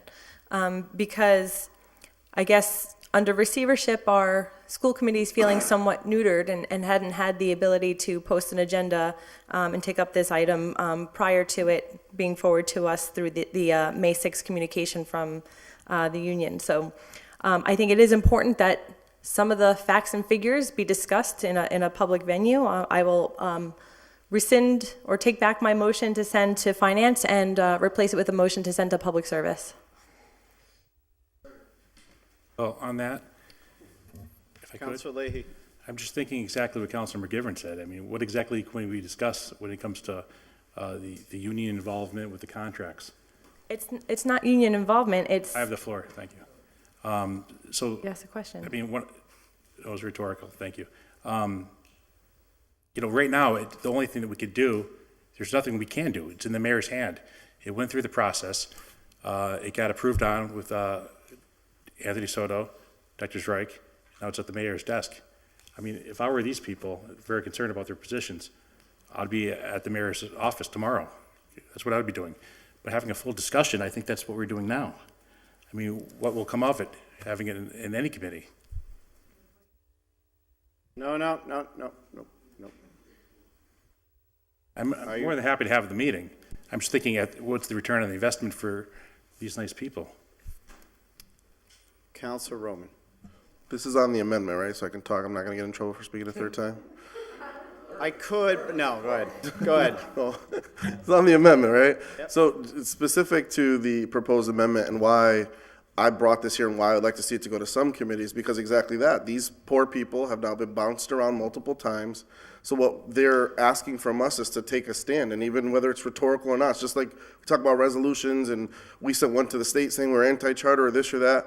They're asking for us to take a position, vote yes or no. For those who want to vote no, you could vote no, and those who vote yes, so that we send a clear message to the mayor, because what they're saying is the mayor and that school side are saying that they need to hear from us, the city council, what our will is. That's what the word is used. So I want to clarify that too, because I don't want people to get mad at me and say, Nelson, you misrepresented our statement. We're saying, what is the will of the body? So I put forward something that shows what I believe the will of the body should be. And so I'd like to have that talked in committee. And again, bring all of those players together, because whether that, and again, the reason why I wanted to go to a separate committee, because I watched that joint committee discussion, and they try to refer it to another committee. So there was no final action or recommendation for those two communications to say, okay, we, the council, agree or disagree. There was no final action on it. So I put forward something more concrete. And if we feel as a body, we've talked it to death and want to just, but I do agree with Councilor McGivern. I don't want to get in trouble. And I want to check with the law department solely on the contractual opinion. But I would like to see it go to a committee just to have that discussion so we can then vote as a body afterwards. So let's look at him. When does this contract going to be signed? Do we know? It's on his desk now. So do we have any idea? Because I'm just looking at the calendar. To listen to you, certainly we could have a meeting. I mean, April is booked, so we're looking at May. Is this contract to be signed prior to May? No, it's supposed to start. Councilor, we'll defer. Councilor, our school committee Burke, Asking anybody. do you have information on the contract? As far as I knew, they had 30 days, so that's coming up pretty soon. You can correct me if I'm wrong, but from the time that it was 30 days. Right, so 30 days from the that was like, joint committee, or? About a week ago, yeah, it was a while ago. Maybe from when it came here. But it's not that much time, but you can correct me if I'm wrong. That was the information that I was given. So there's not a lot of time left. So maybe I should talk offline with Ryan and set up a meeting? Yep. If I could, Mr. President, just Yes. one more thing. Yes. It wasn't the meaning behind the order when it came back. We took up those two discussions. We took up those two orders that were sent to the joint committee. We discussed those things. And it comes back here anyway to say that it's complied with. I'm not saying that it has to go to finance, but it was simply a recommendation that it would go to finance. The reason being because it's true. It would be part of what happens with the school department and the city budget together. It's not about me and them or you and us and all that stuff. This is a situation where we need to be working together. And I thought that that would be good because when we were in those finance subcommittee meetings, it was look for ways to find ways to save so that we can do something else. And then that night when it came out and everyone came out and said, this isn't the right way to do it, there were more people that were against it. So how can we, if you're going to send a recommendation, that's up to you. If you send a recommendation to the mayor about if he should or shouldn't sign the contract, then I think that it should be a majority or 2/3 vote. I told you what I think, and you can all think, you can agree with me or not, but I told you what I think. And there's a lot of times where we're struggling to find the right funds. So I'm not stepping down. I'm standing up for what I believed. I thought it was a good idea when it came to the body, and I still do. But like I said, if Durham comes up with a contract that's going to save the city money again, then that's where you go. But I've been in education for a long time. I've seen Vanpool. I know how they work. I've seen First Student. I know Durham, 5-star transportation.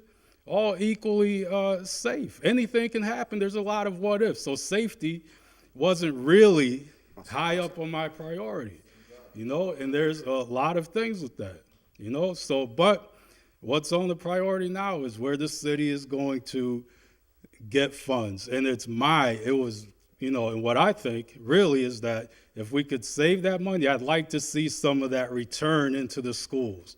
And that's how we work together. So that's where I am. And so it was sent back here just so that there could be a consensus on where the council sits and what message you send to the mayor on him signing or not signing the contract. All right, so for clarification, and then we'll have to move on. What occurred, Jeff, you can't speak anymore. Public comment is over. Public comment is over. You cannot do that. I'm gonna have to stop right there. You cannot. You can. Okay, give the deadline then. I can't speak to the alleged contract with Vanpool, but when they did the big bus bid, pre-bid on March 1st, they told us the contract would start July 1st. July 1st. So I'm assuming, I don't know for sure, but I'm assuming anything else would also be July 1st, and that's all. Okay? Okay, thank you. So from the joint committee, you have 2 communications that they took up, of which they acted on it.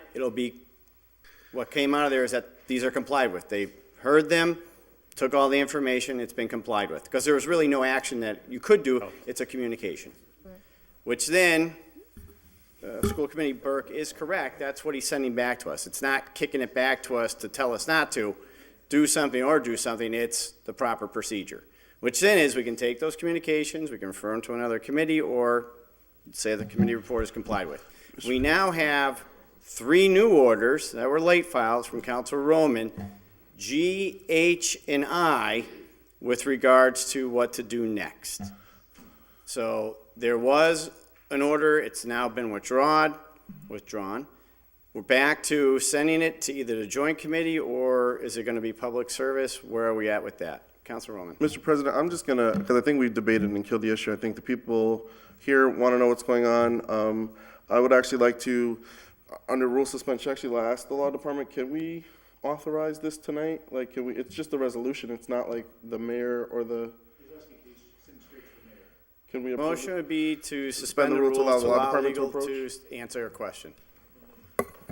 All those in favor? All those opposed? All right. Which one are you trying to send to Just the the mayor? resolution saying that we, as the city council, don't support the new contract and that we would encourage him to not sign it. It's just a resolution, it's not binding. Yeah, it's just a communication to the mayor, basically. Yeah. I Okay. don't see why not. So then I'll make a motion that we move forward and approve it tonight. Counselor McGivern. Make a motion to suspend the rules to have the solicitor approach us. Second. Second, all those in favor? All those opposed? You can answer the question. Remember. we Got a mic over there, Yeah. Crystal? I do have a mic. Crystal, the issue I brought up is very simple. There's a contract, and I know this union is not city employees, but they are contractual city employees in terms of the service that they provide. State statute prevents the legislative body of the municipality from intervening when a contract is on the table, meaning a contract is not finalized. The only time a contract comes to the city council, any municipal legislative body, is when it needs an appropriation, or at some point in time it has an impact on an appropriation, and our vote is on the appropriation. There is no contract in front of us, which this particular contract, because it's a school department, would not come in front of us anyways. So are we interfering with the negotiation with the executive branch of the city by our appropriation powers by sending a resolution? I think if you send it as a communication, Well, it can be a communication, it can be verbal, it can be anything you want to call it. It's sending the same message, and that's intervening in my dictionary, which to me violates state law. I object to this motion. Motion to table. Motion would, Second. is table it. It's not debatable. It was seconded. And this is on GH&I. GH&I. Show of hands? All those in favor? Aye. All those opposed? No. The ayes have it. So G, H, and I have been tabled. We'll get a legal opinion.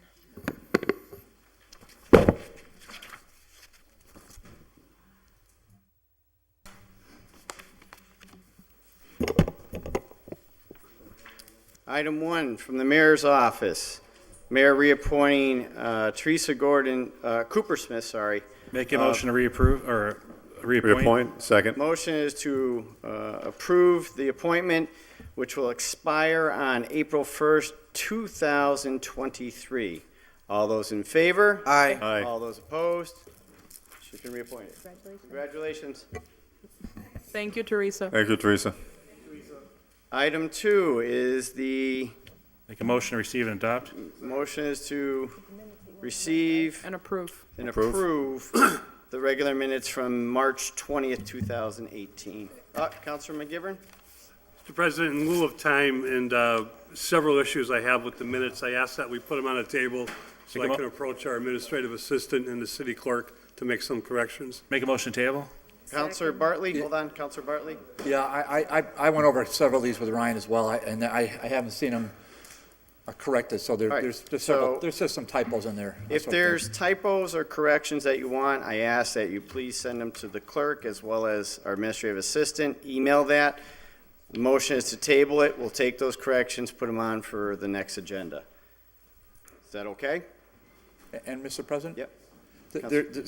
Some of the remarks on the late file section, those almost ran like minutes as well. So I just assume seeing those, we don't really need a dialogue for the late files. Just want the actual late file language, Mr. President. Okay. So we'll make sure that's corrected. And, how it was disposed of, that sort of thing. All right, so you got that? All Yeah, right. I don't need I don't think we need, because we have the minutes. So we Right. don't You need just the need minutes, the we don't orders need the themselves. minutes within the late files. That's what we approved with our new order. So with that, I motion is second the to motion. table. All those in favor? Aye. All those opposed? Make a motion to receive item number 4, or 3 rather. Motion is receive item number 3. Second. It's in the finance. Actually, 3 and 4 is a package sent to finance, please. 3 is the Oh, 3, 4, and monthly, 5. 5 too. is the, let's see, so 3 is Bellamy Schmidt, the acting auditor, letter regarding the 2019 budget. 4 is Bellamy Schmidt, the auditor, monthly budget report. That's this one, so they're in incorrect order.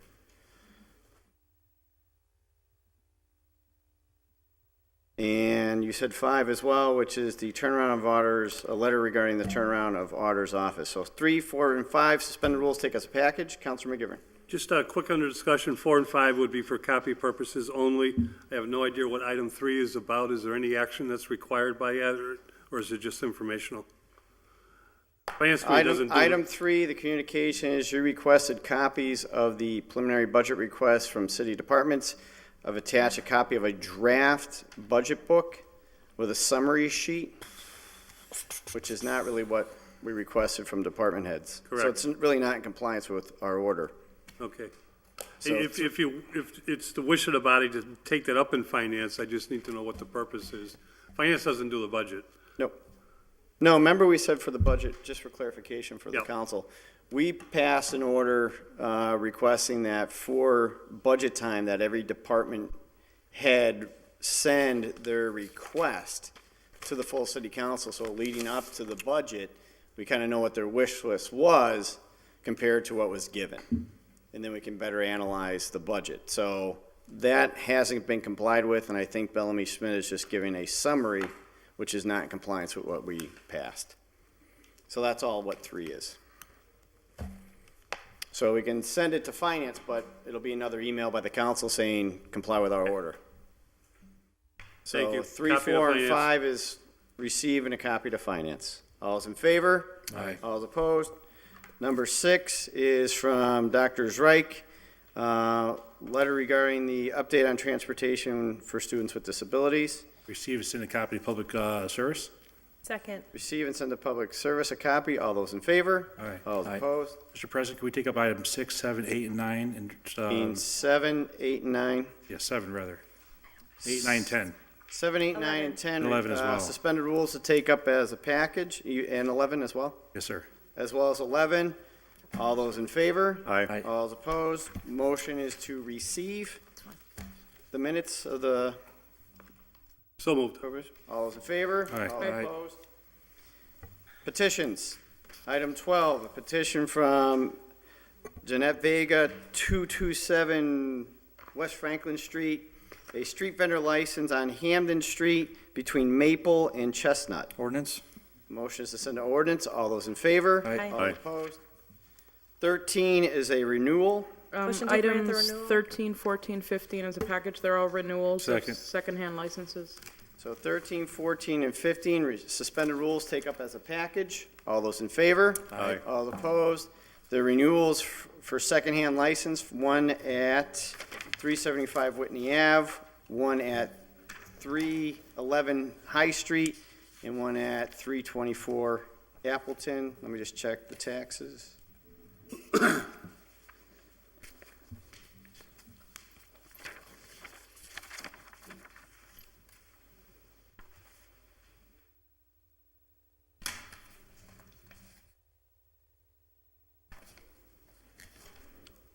And they're all current on taxes. So motion is to grant the renewals of the secondhand license. Second. All those in favor? Aye. Aye. All those opposed? Item 16 is a new special permit for home occupancy for a hair salon at 45 Longwood Ave. That one goes to DGR. So that will be Second. to DGNR. All those in favor? All those Aye. opposed? President's report. Due to time, no report tonight. Oh, Thank you. Mr. President, If there's others that would like to report on something, I will turn it to you. due to time, no one else wants to report on anything? If I can make a motion to suspend the rules? Second. Second. No. For what? No, I'm just kidding. I asked that we remove from the Committee on Finance an order that was placed there 2 weeks ago. Mike McManus is here from the DPW. It's a order that regards to the acceptance of a grant with the Pioneer Valley Planning Commission, and it's in reference to the Jackson Street Sewer Separation CSO project. If we could just, for the purpose of taking it up this evening and possibly passing it. Mike is here Motion to is answer any suspend the questions. rules, take from, go out of order, take from the Finance Committee, an order that in accordance with Mass General Law, Chapter 44, Section 53A, the City Council hereby accepts the provisions of the Jackson Street Sewer Separation and CSO Project Advancement Grant. So there a second to that motion? Second. All those in favor? Aye. All opposed? The, Grant is $110,000. It would be Okay, a so supplement council- to what is already out there, already accepted of $307,000. It's a reimbursable grant with no match by the city, just that the city has to perform the scope of services as agreed to. okay, and there need a motion to suspend the rules to allow, Make a Mike motion to speak. allow the superintendent of DPW to approach the council. Second. It is to allow and second. All those in favor? Aye. All Aye. opposed? Mike, to you.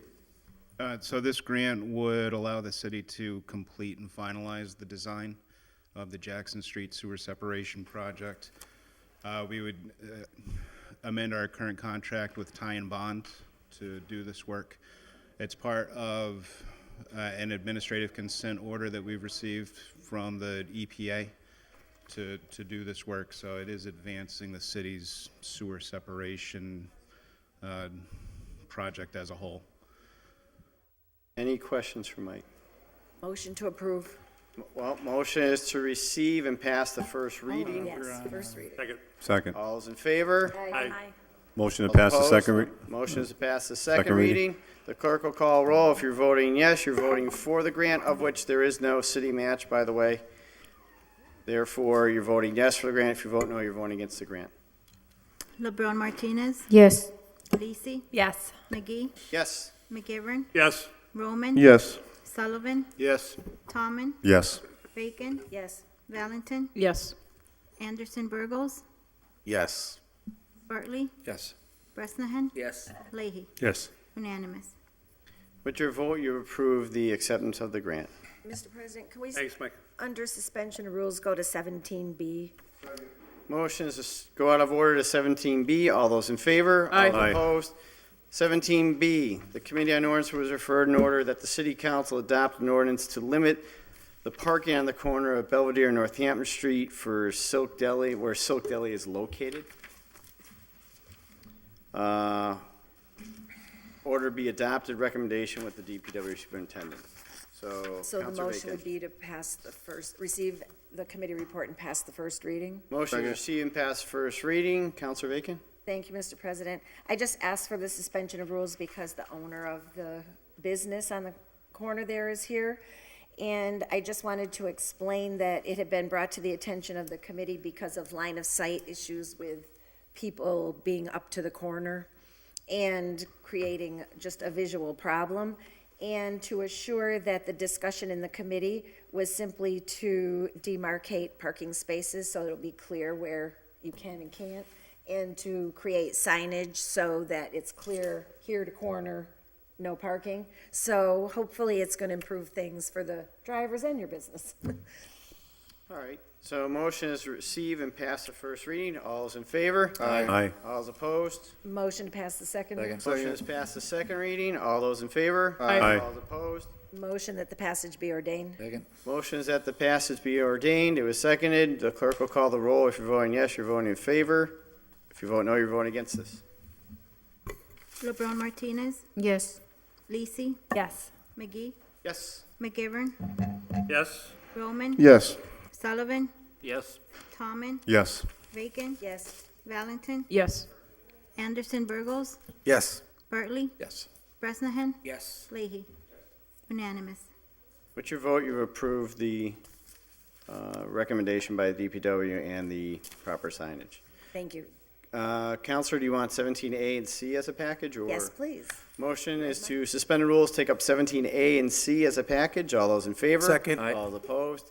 17A from the Committee on Ordinance was referred in order that the handicap sign be placed on 545 South Bridge Street.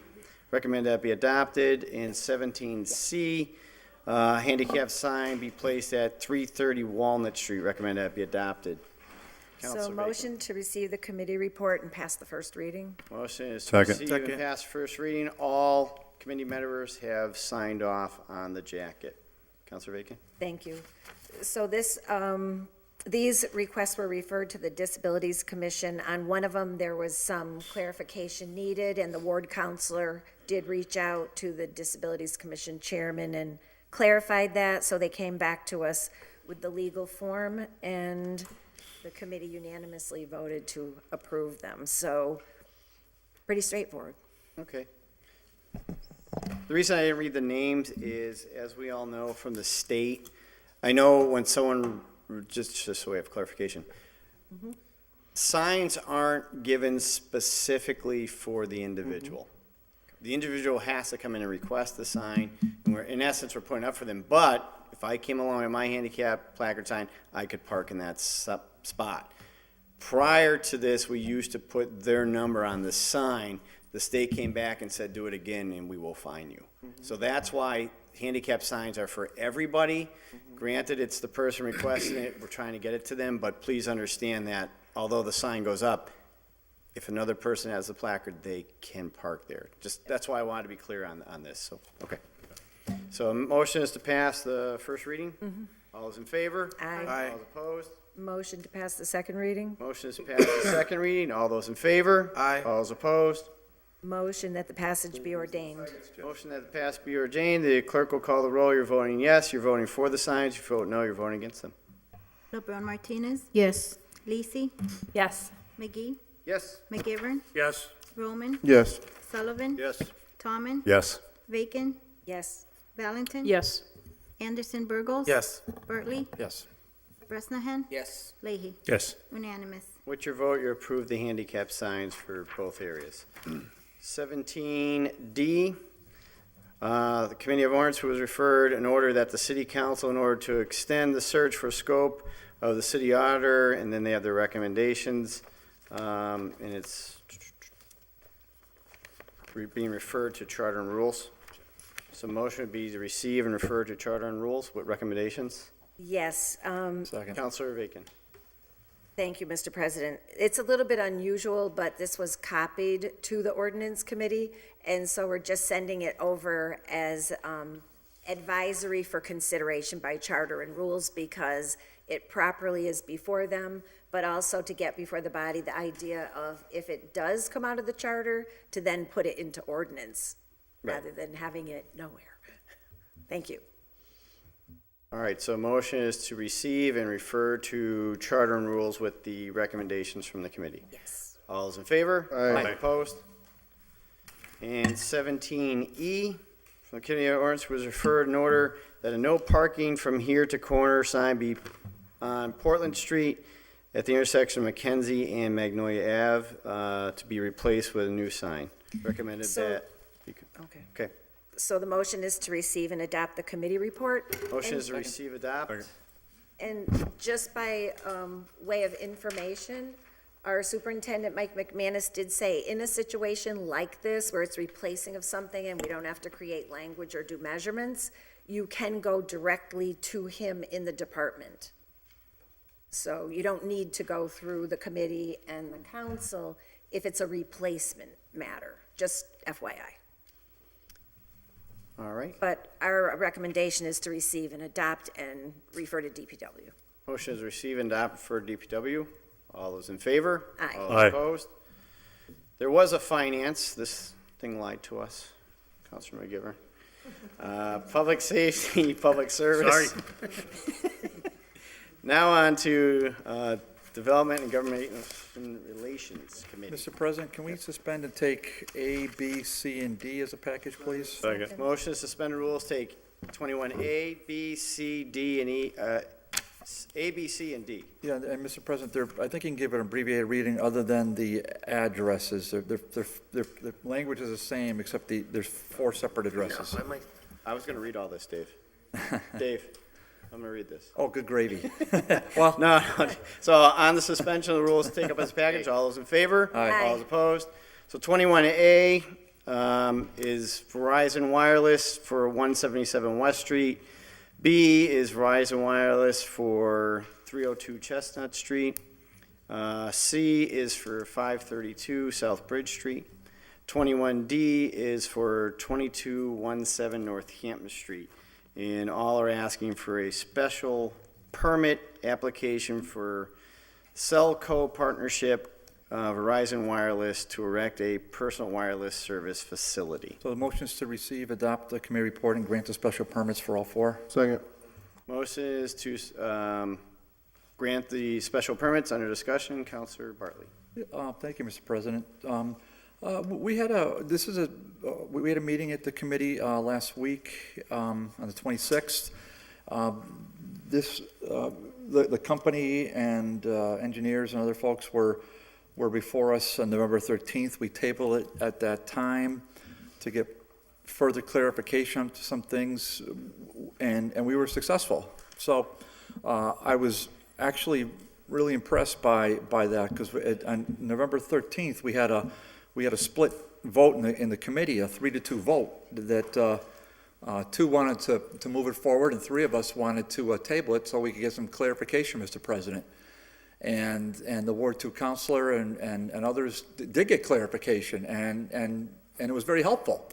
And so we learned we learned that our little committee, if we pay attention, we can get the answers we want to sort of help our respective wards and really the city as a whole.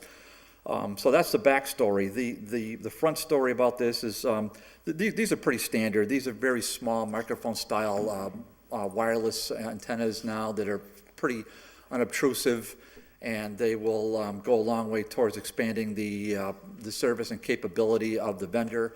It really is not a major personal property tax winner for the city. I mean, it's not a bad thing either, Mr. President, but it'll be a few dollars to the city. I asked the assessor to provide a breakdown of it. He did in general terms as to what Verizon provides the city. And last year in new growth, Verizon provided almost $7,000 in personal property taxes just for new growth. But Verizon, as you know, provides a lot more in personal property taxes with all the telephone poles and all the rest of that. So it was actually a helpful thing. So the vendors and their counsel were really on point with all the information they provided, and I think that's it. Thank you. Anyone else? With this, we need roll call, correct? For We do. granting a special permit. So with that, if there's no further discussion, the clerk will call a roll. If you're voting yes, you're voting to grant the special permits for Cellco and Verizon Wireless. LeBron Martinez, Yes. Lacy? Yes. Yes. McGee, Yes. McGivern, Yes. Roman, Yes. Sullivan, Yes. Tomlin, Yes. Bacon, Yes. Valentin, Yes. Anderson Burgos. Yes. Bartley, Yes. Bresnahan, Yes. Leahy, Yes. unanimous. With your vote, you approve the special permits. And Mr. President, I'm going to excuse myself for 21E, and Mike Sullivan will take over the chairmanship and give the committee report on that, okay? All right. So Councilor Bartley will recuse himself. 21E, the Committee on Development and Government Relations, to whom it was referred, in order that the Honorable City Council, in accordance with Mass General Law 30B, vote to accept an offer from One Hoyoke CDC for the purchase a parcel of land located at 278 Pine Street for $1. Councilor Sullivan. Motion to receive and pass the first reading. Second. Motion is to receive and pass first reading. Under discussion, Councilor Sullivan. Yeah, so we had a good meeting. Marty Dunn and Marcos Marrero were there. They gave a good presentation. What's going to happen here is this is the piece of land where the, I think it was about a 4-story apartment was torn down just past the senior center on Pine Street. And what they're going to do is they're going to move the 1850 house from the Yankee Peddler. People's Bank is going to give it to them to move. They're going to move it right down Beach Street and relocate it on that lot.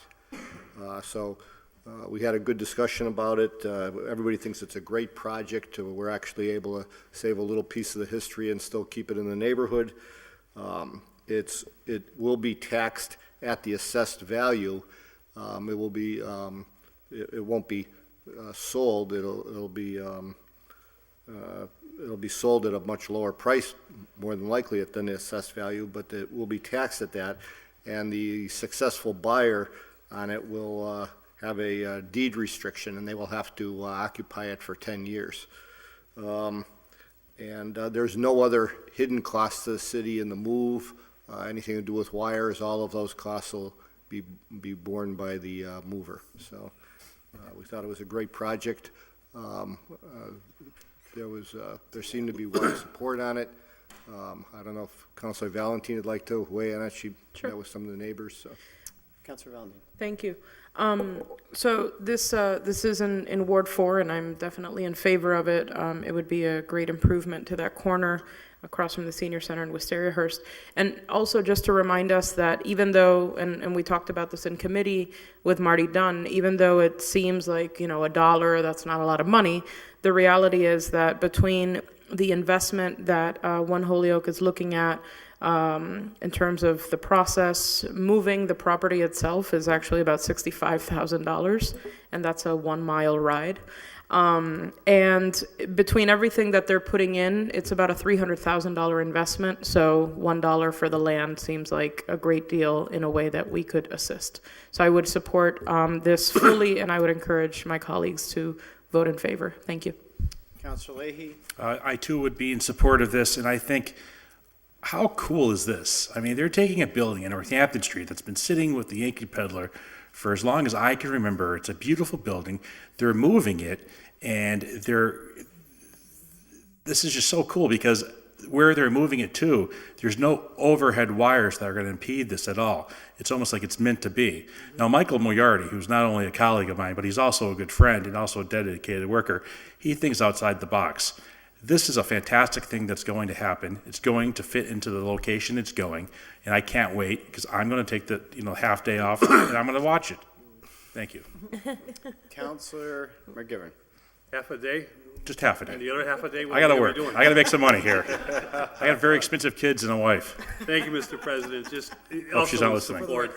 This is a $1 saving of an historical building, and I think I can only echo the words of what One Holyoke is doing in terms of their investment into a home, but it's only made possible because People's Bank is willing to save a building as long as you can get it out of their way so they can go forward with their project. What's nice about it is the assessed value once it's redone and once it's sold will bring us taxes to a piece of property that for close to 30 years has been zero.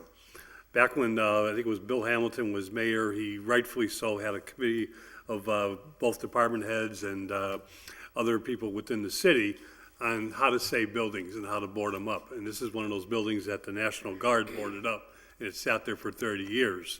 One of them down on Franklin and Maple Street caved into Maple Street as it sat there, and this one wasn't far from caving in itself before before it was demolished and taken down. So not only do we get it back on the tax rolls, I think Mike Moriarty made one comment that I had forgotten about, but it's not the first house in this neighborhood to have been moved there. Wisteria-Hurst itself was moved after the fire up in Hampshire County, and William Skinner moved his home down here when he built the Skinner Mills in Holyoke. So it's got a welcome little cousin across the street from it. Councilor Bacon. Thank you. I just want to make a quick comment that I had a conversation with Mike Moriarty about it, because when I first saw the thing about moving the house, I was like, whoa. But he said that he learned a lot, and in terms of the actual cost of moving the house in comparison to some other renovation costs that they incur, he said it really was competitive. And that was an interesting thing to learn. I think it's a great project that we got to save something instead of tearing it down. Councilor Tallman.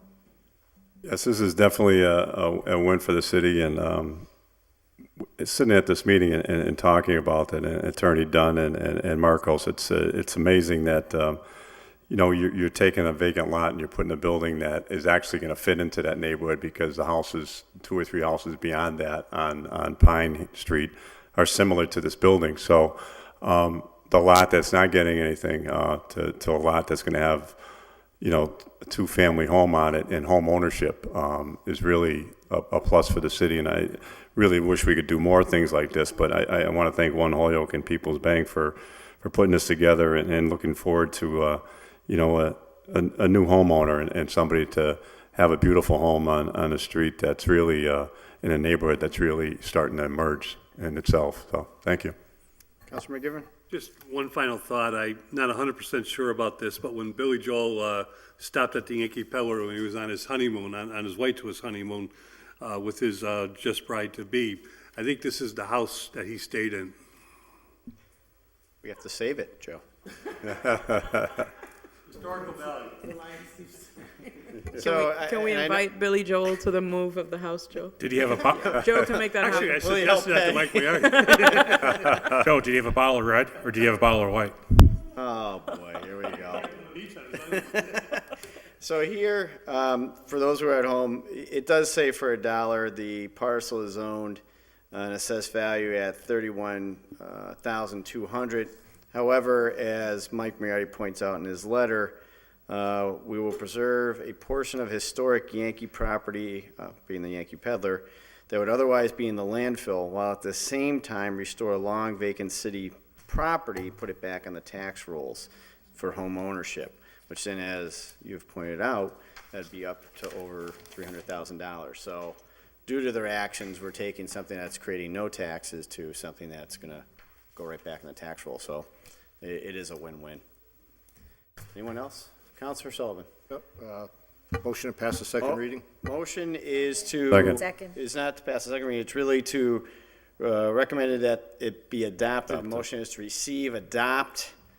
Clerk will call the roll because it is a parcel of land and we're transferring for money. So clerk will call the roll. You're voting yes. You're voting to transfer for $1, but we all understand the real numbers. Clerk? LeBron Martinez, Yes. Lisi, Yes. McGee, Yes. McGivern, Yes. Roman, Yes. Sullivan, Yes. Tomlin, Yes. Bacon, Yes. Valentin, Yes. Anderson Burgos, Definite yes. Bresnahan, Leahy. Yes. With your vote, you approved the transfer. Counselor Bartley had to abstain. 21F, the Committee of Redevelopment Government Relations, to whom was referred that the Iowa Council, Mass General Law 30B, vote to accept an offer from Wayfinders, Inc.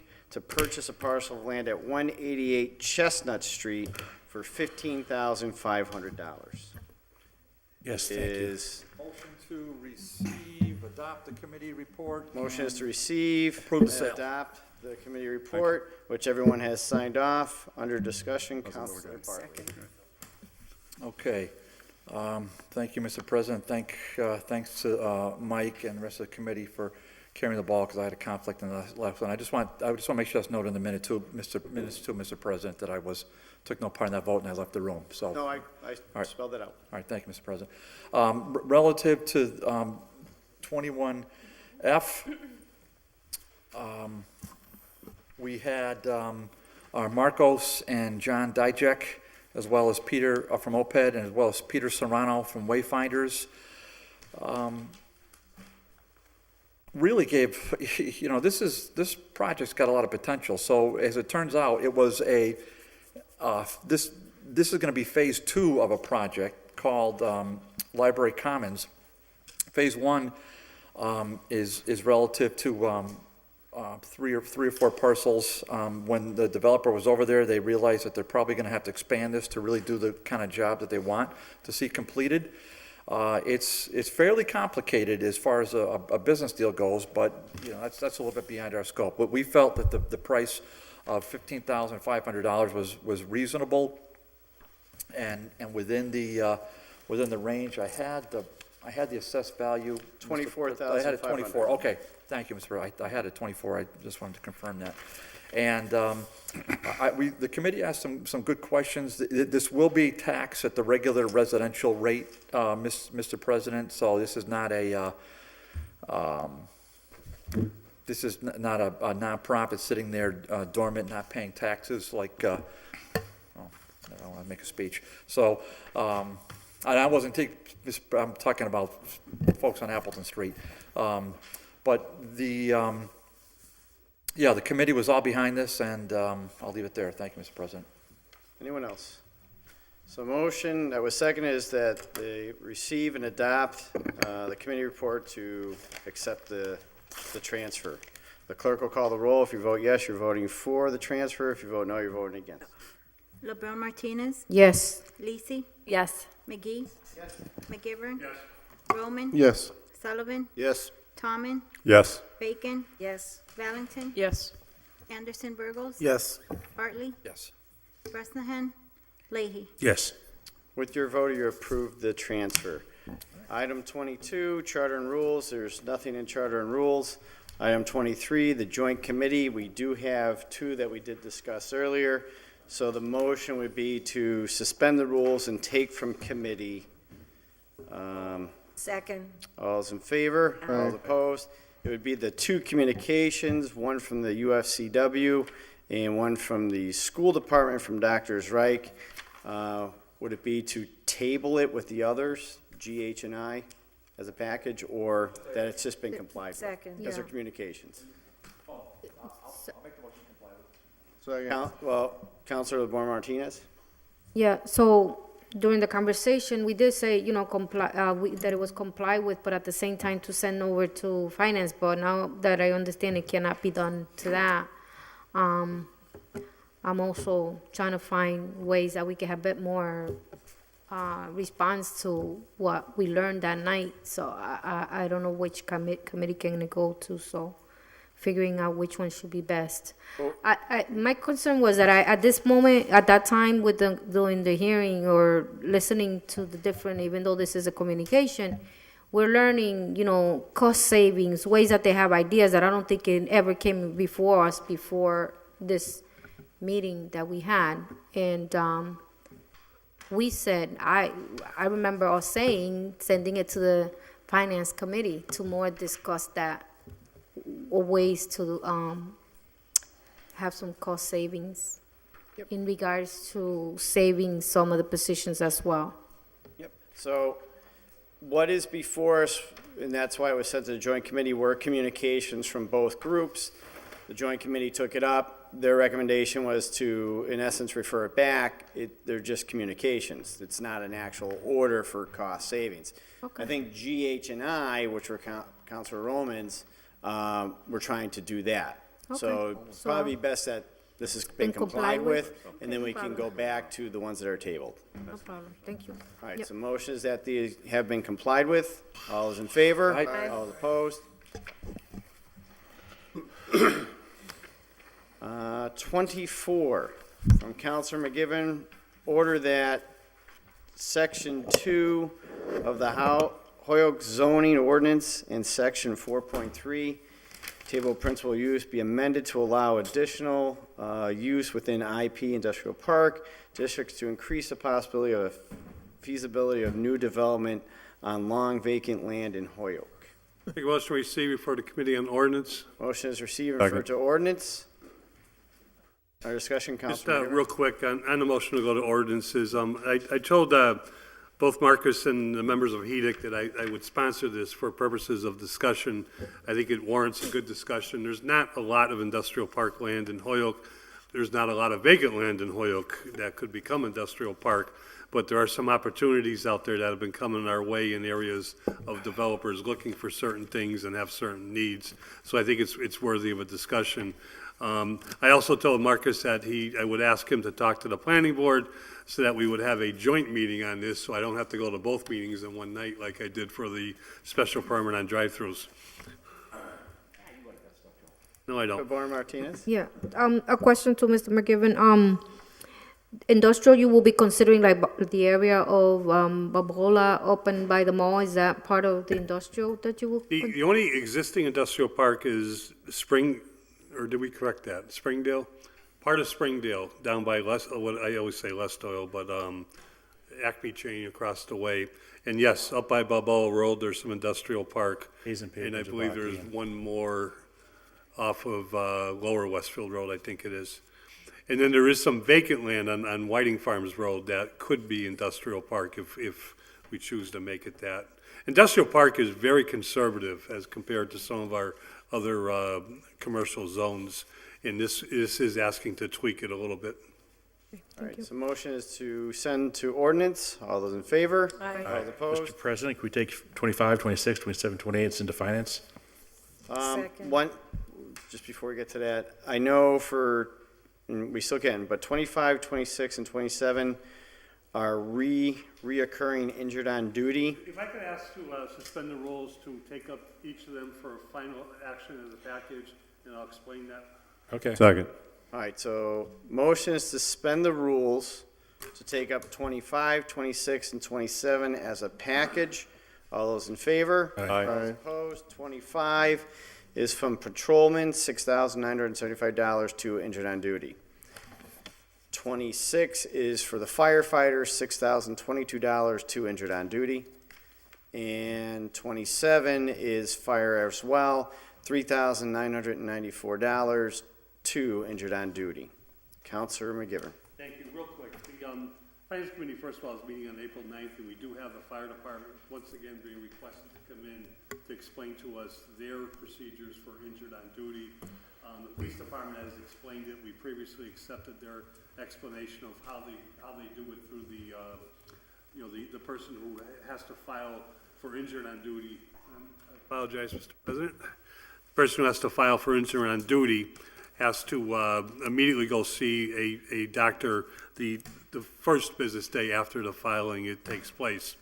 What happens is, no matter when this takes place, could be on the weekend, no matter what happens, they immediately take the line item for salary and put it into the line item for injured on duty. This is mostly for accounting purposes for the auditor.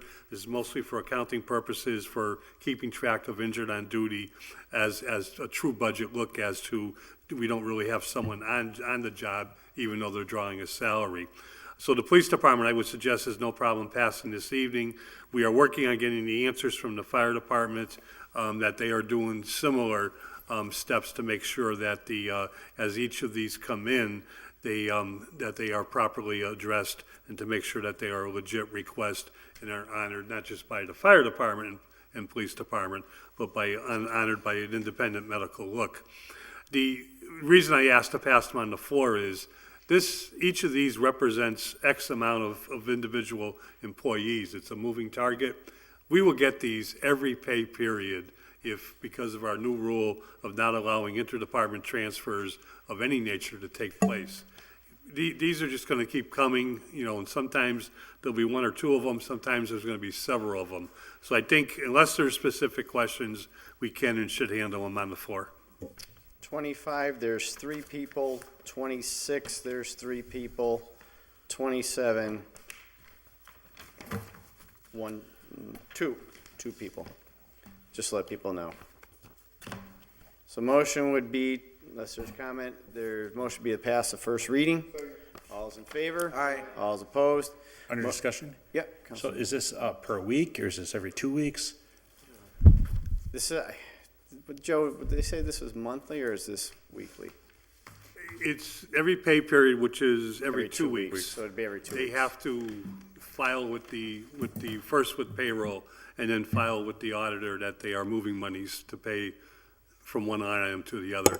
It's mostly accounting. The paychecks are going out. We're not stopping the paychecks, but It's pure the accounting is, the final look is what actually was paid for an officer on duty, a firefighter on duty, as opposed to that same officer or firefighter being paid the salary but not being on duty. Thank you. So motion was passed first reading, that was passed. Pass the second reading. Clerk will call the roll. If you vote yes, you're voting for 25, 26, and 27. LeBron Martinez, Yes. Lisi, Yes. McGee, Yes. McGivern, Yes. Roman, Yes. Sullivan, Yes. Tallman, Yes. Bacon, Yes. Valentin. Yes. Anderson Burgos, Yes. Bartley, Yes. Bresnahan, Yes. Leahy, Yes. unanimous. With your vote, you approve the transfers. Item 28, from Councilor McGivern, order that there hereby appropriate transfer of $1,235,126 from charter school assessment to School expenses, 900,000, unemployment, 335,126. Motion received for the Committee on Finance. Motion is for finance, all those in favor? All Aye. opposed? 29 from Counselor Roman. Order that there hereby establish a finance department, said finance department shall be responsible for all the fiscal and financial affairs of the city and in coordination with the overall planning and supervision of the fiscal and financial activities of all city agencies. This would be to Charter rules. charter and rules. All those in favor? Aye. All opposed? Item 30, order at the city council, from Council Roman, order at the city council draft and adopt a small cell tower installation ordinance. Yeah, add my name to that, Mr. President, please. Request to add Councilor Bartley. I think that goes to ordinance. Councilor Roman, do you have anything on this, or just an ordinance? Or if I could, Mr. Okay. President, just really quick. So I want to thank the committee, and I want to thank Counselor Bartley and our committee based off of all of our conversations around the previous orders that we have passed tonight. There was one building specifically that in my ward, we wanted to pause on because it was noted in the paper, you know, either previous owner or whatever, within the last 5 years, there was major drug raids, poor conditions for tenants living in the buildings. And while the Federal Communications Commission sets very strict rules on what we cannot approve, I just in good conscience couldn't push it forward until we heard from the landlord. And as a result of the committee saying, hold on, the landlord did get in touch with me. She is making repairs, and she is improving the building. And so there's a city, Malden, there's a town in Massachusetts, Malden, Mass, actually approved this as a way annually to generate some revenue. So the small revenue that I proposed here would cover the cost of the inspector being able to go in. But we have these small cell phone towers. This is the wave of the communication companies. And like I said, I just saw one on the Metro PCS building the other day, and like they're going to keep popping up because now this is the wave of these communication companies. We have to make sure that the buildings are within code, that the roofs are safe, and that the conditions continue to be safe. So if a building inspector is going through and on their way up they notice something, I think that's a win-win for the city. I think my Counselor Lee, who I'm going to send the information over to from Malden, I emailed Crystal to tell the town that it was in. But I think it's going to be a good discussion, but that's why I filed this, and I look forward to taking it up in committee. So ordinance is what I'm Motion is proposing. to receive and send to ordinance, adding Councilor Bartley. All those in favor? All opposed? 31 from Councilor Sullivan, that a marker or plaque be placed at Rowan Park in honor of Edwin L. Kirtland, former Kirtland School was named. With the maker's authorization, can I be added to that, please? Adding Councilor Leahy, Councilor McGee, please. So receive, adopt, and send to Park and Rec. Motion is to receive, adopt, send to Park and Rec. Yeah, Councilor Sullivan. That's right, I don't want to get in the trouble we had with Veterans Park with placing a monument. No, Kirtland School. I don't think so, Mike. I think was, you're okay on that one. right. Yeah, that was We can do it that simple. that was a flake out by another department head. So the motion is to receive, adopt, and send to DPW, adding Councilor Leahy and Joe, is that McGee. fair? All those in favor? Was I All being those mean there? opposed? So be it. 32 from Councilor Sullivan. The limestone monument in honor of our veterans and located in the Armory be removed. They should be installed in a safe and suitable location.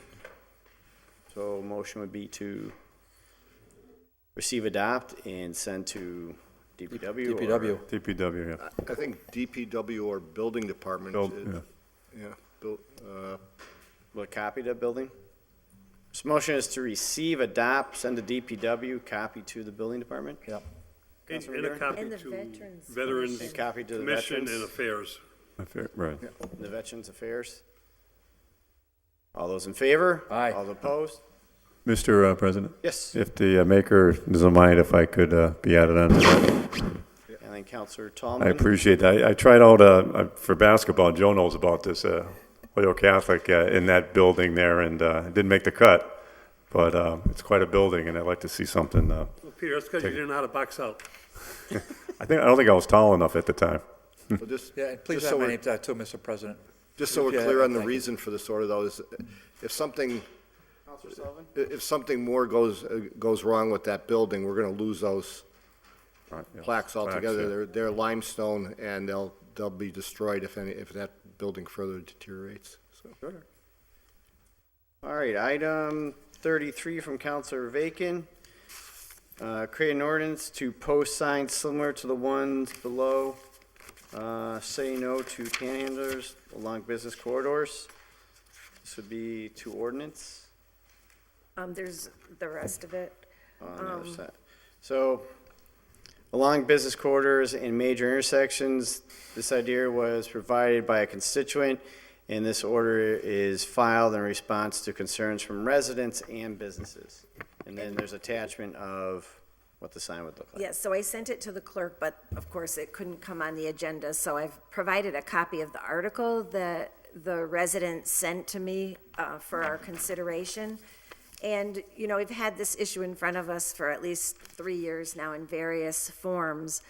But this is a current, perhaps you could call it an evolution of different programs and approaches to the situation. And so we have a new article that came out in a planning publication just this March. And the person that referred it is a person who's active in regional planning in our area.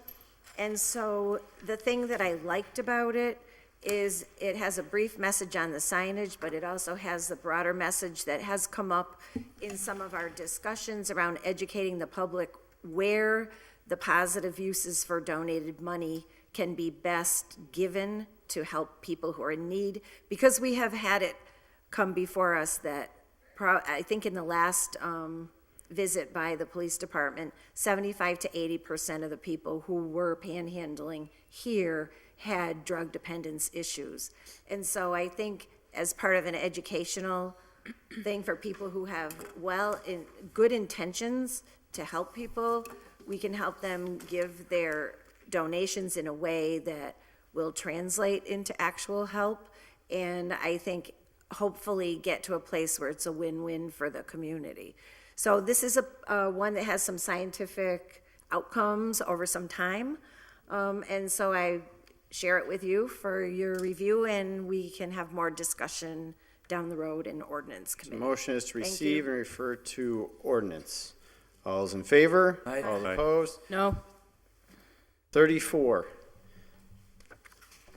From Counselor Valentin, that the handicap sign be placed at 179 Oak Street. Ordinance with a copy to disabilities, please. Motion is to send to ordinance, Second. copy of disability. All those in favor? Aye. All Aye. opposed? 35. From Counselor Anderson Burgos, that the crime watch sign be placed on pole number 21 located at the corner of Pinehurst Road and West Franklin Street, where it was once but has since been removed. Motion to send it to ordinance? Replace? I think it's, motion is to receive, CPW. adopt, and send to the sheriff. The sheriff puts those up. Because he put them up for me down on Anderson, Carter, and a few other spots, at Ridgewood, I think, too. So I'd say the motion is to receive, adopt, and send to the sheriff's office. All those in favor? Aye. All those opposed?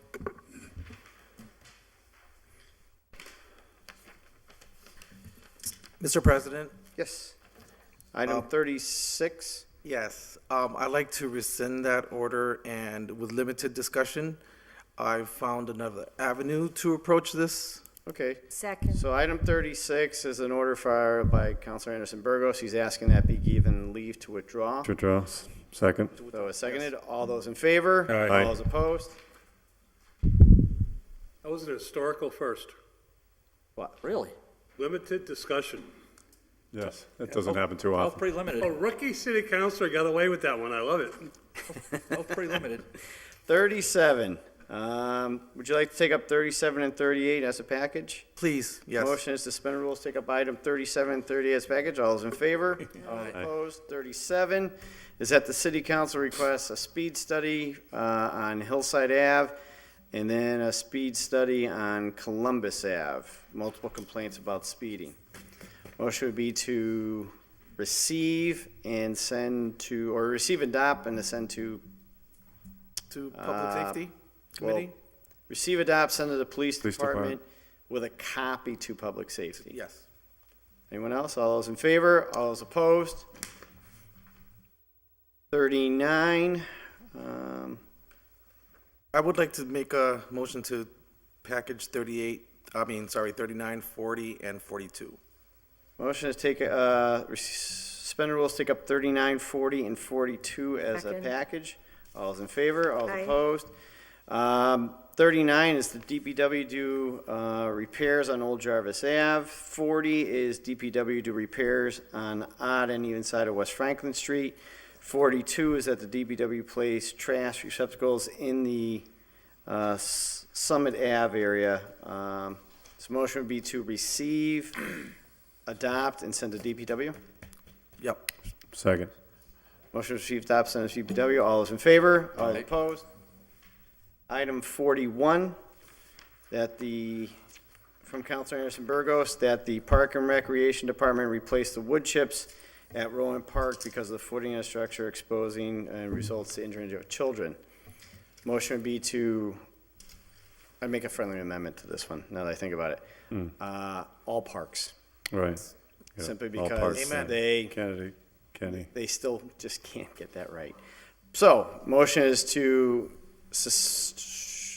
motion would be to add all parks in Rowan Park. Second.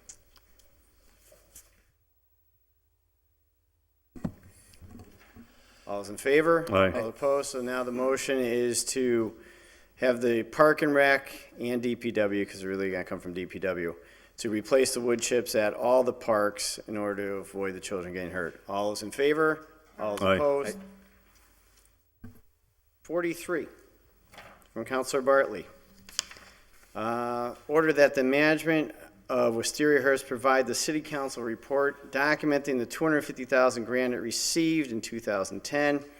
The grant was referenced in a letter from the DLS dated 3/19/2018, and the deficiency from the grant of $124,921 was discussed at the city council on 3/20 and paid by the city taxpayers the balance in fiscal year budget 2018. Provide a narrative of the sources of the fund, what they're used for, and how the funds had a deficiency. I'd like to make a motion to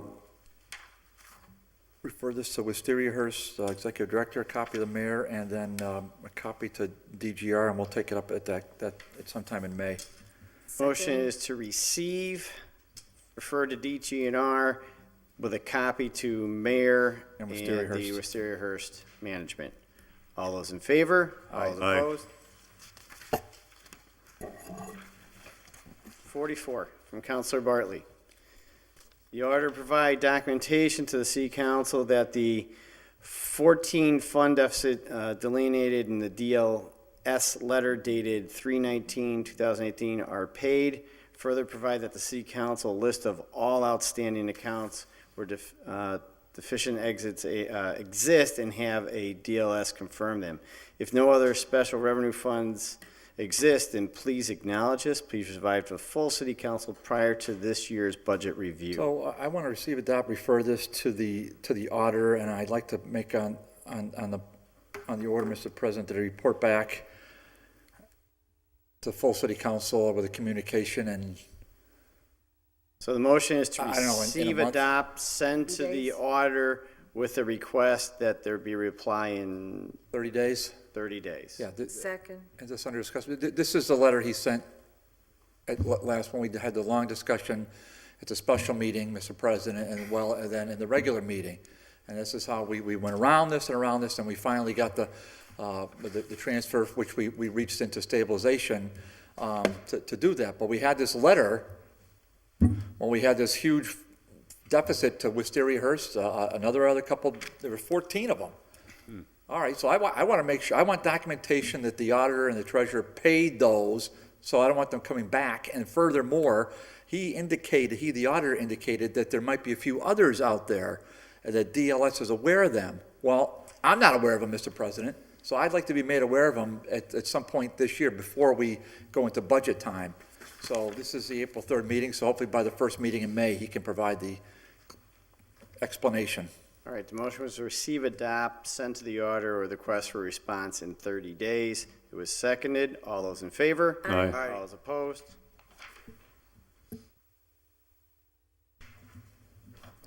45 from Counselor Bartley, order that the mayor, the auditor, and the city financial team as needed provide draft internal controls on how city grants are to be administered so that future government regarding city taxpayers are not faced with paying the administrative shortfalls. I want to refer this to ordinance with a copy to the mayor and the auditor and the treasurer and the assessor. Motion is receive, refer to ordinance with a copy to the departments listed. Counselor Bacon. Thank you. If the maker would accept a friendly amendment to also ask for draft internal controls of the cash. Sounds great. transfers. Motion is to amend and add for a draft on internal controls. On cash transfers. On cash transfers. And add my name to your order, And add please. Counselor Bacon on that amendment. All those in favor? Aye. All those opposed? Now it's with the amendment to ordinance with a copy to the mayor, auditor, financial team, and I think you said the treasurer as well, Counselor Bartley? Yeah, that sounds good, All Mr. right, President. so all those in favor? Aye. Opposed? 46. From Counselor Bartley, order that the city council invite the board members and/or administrators of Hoyoke Media to a DGNR meeting. In advance of the meeting, please provide the following. There's a list of requests. Yeah, exactly. So thank you, Mr. President. Second. I'm going to make a motion to refer this to DGR with a copy to Holyoke Media. It's Scott McPherson. And just under discussion, Mr. President? Yep, Counselor Bartley. Scott and I had a very good conversation, a couple of good conversations, and he's been really frank about what's happening, and he seems like somebody that with whom we can have confidence. But I just want to point out, Mr. President, that we had a special meeting here tonight for 40. I'm sorry I couldn't attend it. I had to work, but for a good 45 minutes relative to $9,997. So I mean that's a lot of money, and everybody's concerned about that.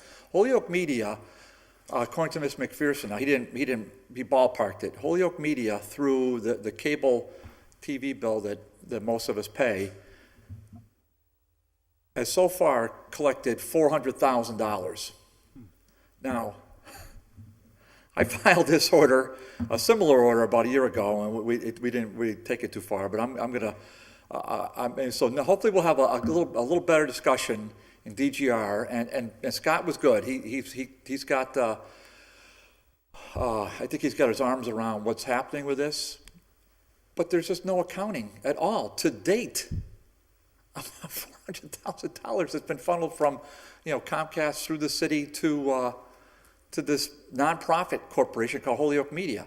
And by the way, Mr. President, may I just point this out to you?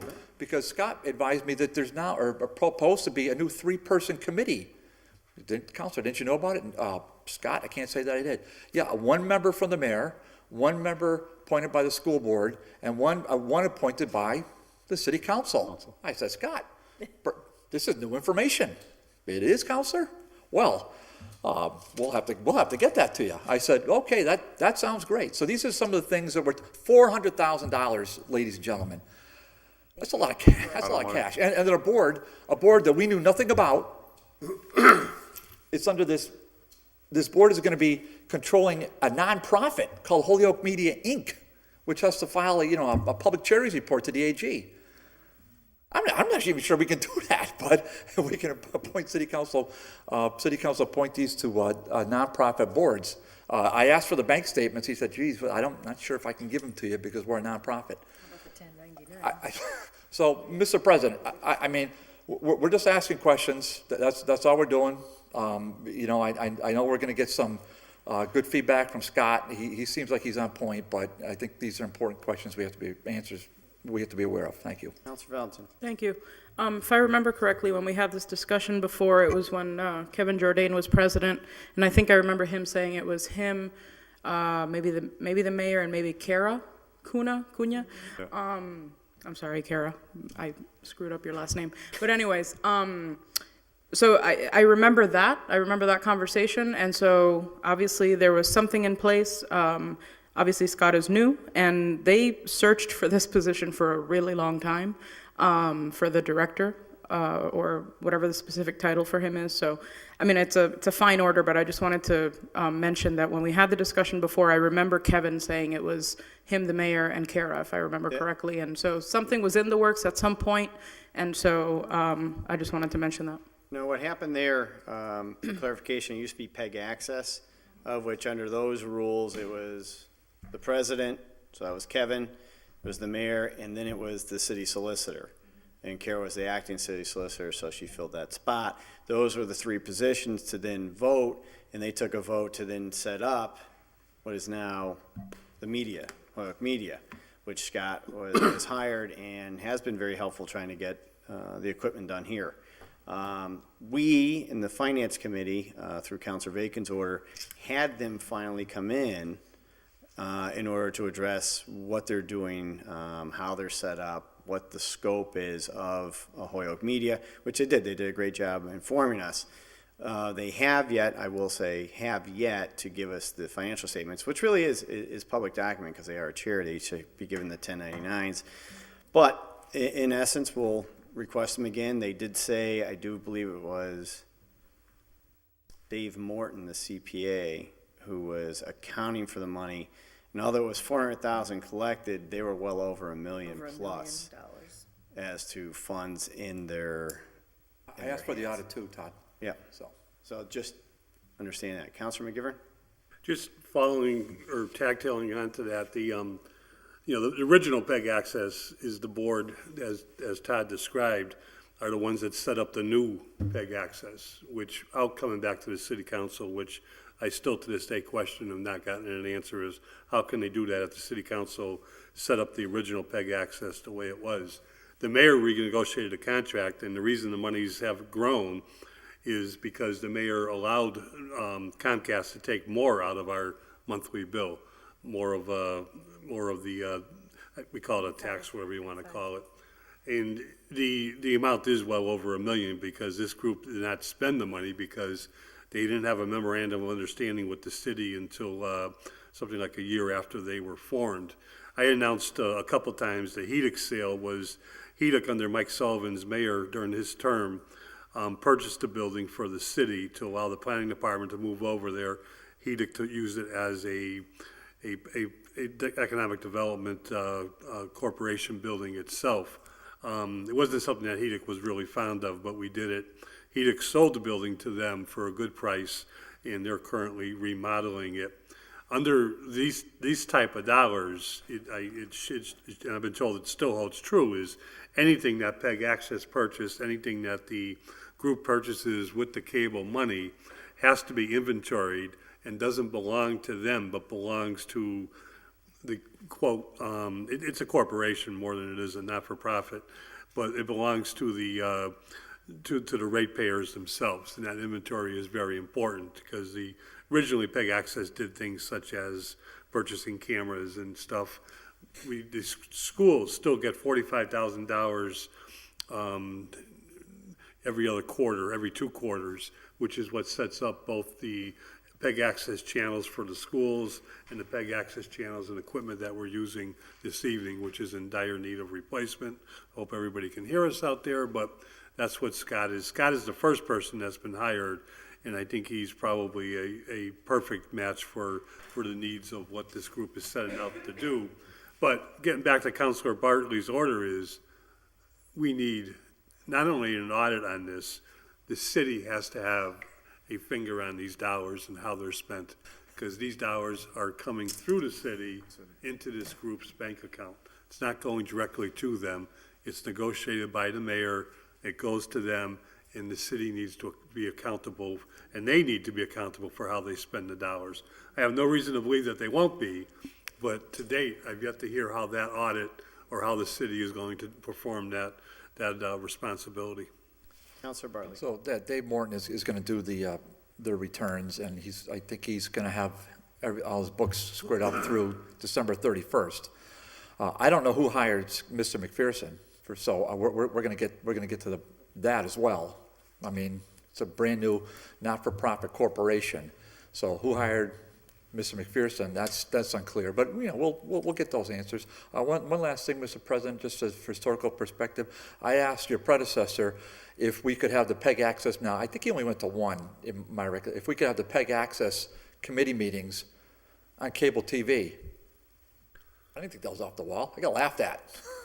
So to have this board, this three-person board. Oh, I do want to send a copy to the school board as well, to Mike at the school department. Mike who does the cable, and Dr. Reich probably be more appropriate, but if you get it to Mike.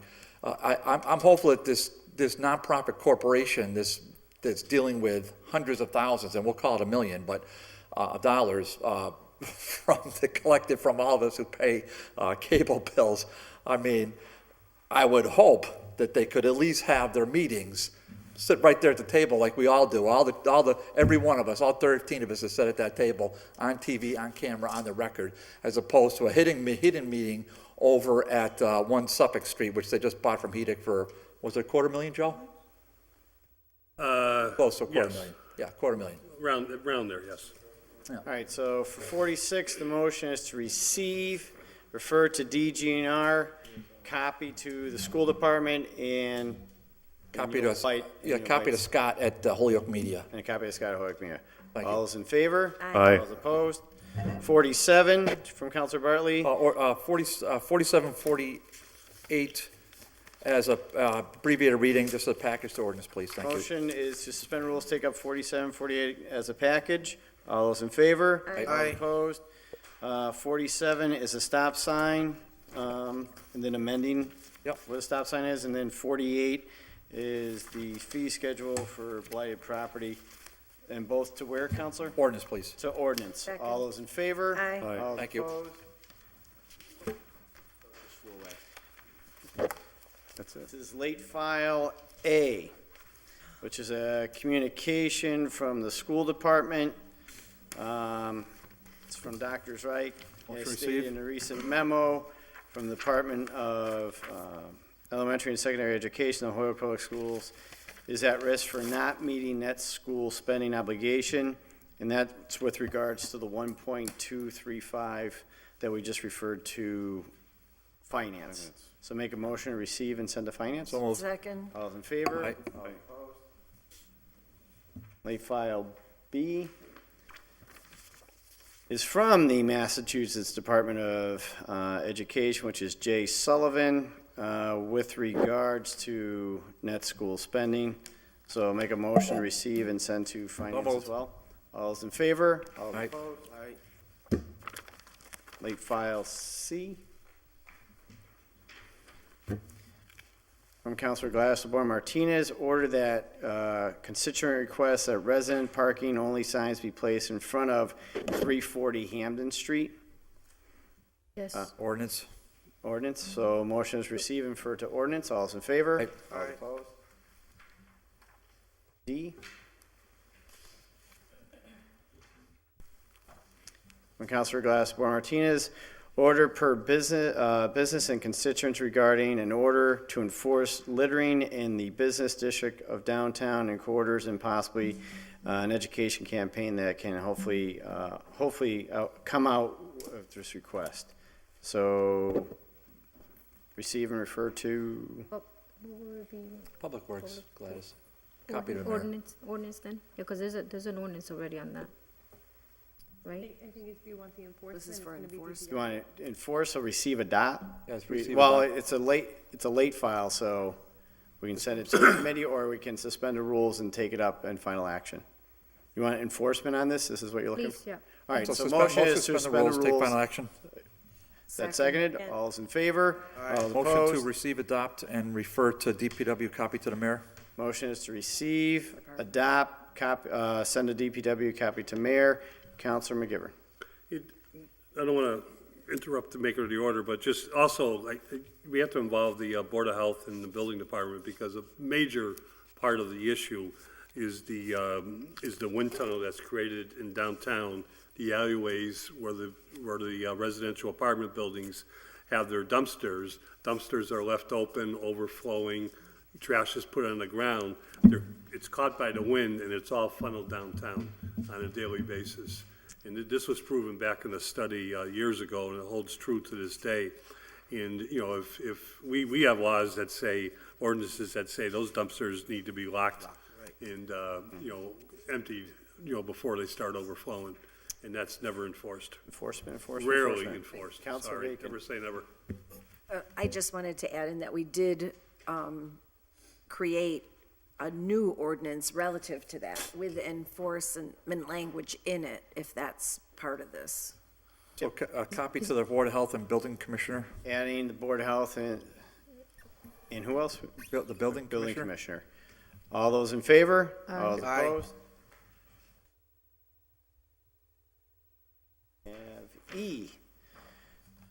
From Councilor LeBron Martinez, order that trash bins be placed in corners of downtown and corridors where their business to help with the littering. So, kind of with the Yes, sir. same. Yeah, been asked, so I'm just passing it on. So what would it, DPW or, yeah? If they have any, So motion would be suspend the rules, take up final action on late file E. All those in favor? Aye. All those opposed? Motion would be to receive, adopt, and send to DPW. please, thank you. All those in favor? Aye. All those opposed? E, F, from Counselor McGivern, ordered that in accordance to Mass General Law, Chapter 44, Section 53E, the vacant property revolving fund be amended to authorize expenditures for professional development and training expenses. Receive for Command Finance. Motion is received and referred to Finance. All those in favor? All those Aye. opposed? From Counselor McGivern, order that in accordance with Mass General Law, Chapter 44, Section 53E, that vacant property revolving fund be amended to authorize expenditures. Oh, it's a duplicate. That's the same, right? Yeah, it's the same. It's a duplicate somehow, so it's already been acted on, so. Could you please add my name to that item? Well, not the one that you disposed of, but the original. Duplicate. Do we need to give the duplicate leave to withdraw just to keep it clean? It doesn't have, actually, it doesn't have a number on it, so okay. All right. Ryan wanted me to read it twice, just to make sure you guys heard. Adding Counselor test. Lisi.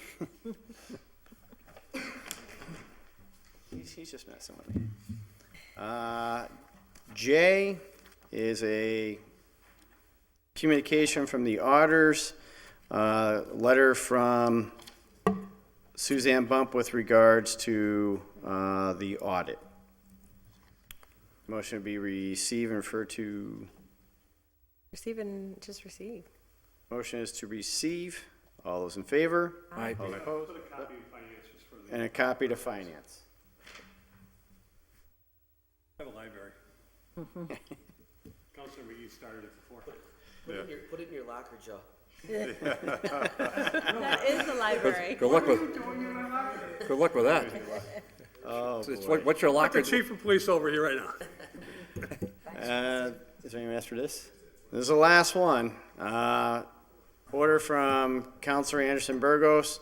Order that Mass DOT come into DGNR to discuss what traffic options can be done with regards to Dillon Ave, Dwight Street, Northampton Street corridor. Well, sure. I mean, they are coming 4:30, so you can forward all your questions, forward your questions to me, and I'll get them to them so they can be prepared for the meeting on April 30th, okay? April 30th? Yeah. So April 3rd, Yeah, try to forward them, the next week or 10 days.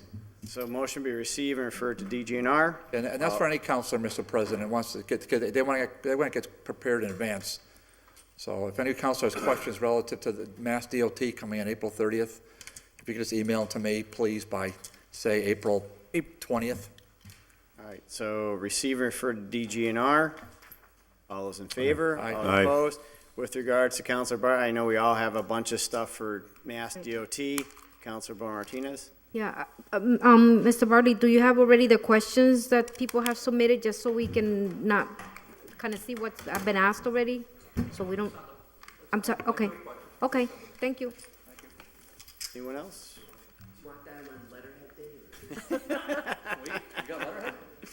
Just make sure it's not spoofed. Triplicate. Dan, if it's you, calligraphy. Motion to adjourn? Motion is to adjourn. All those in favor, all those opposed, we are adjourned.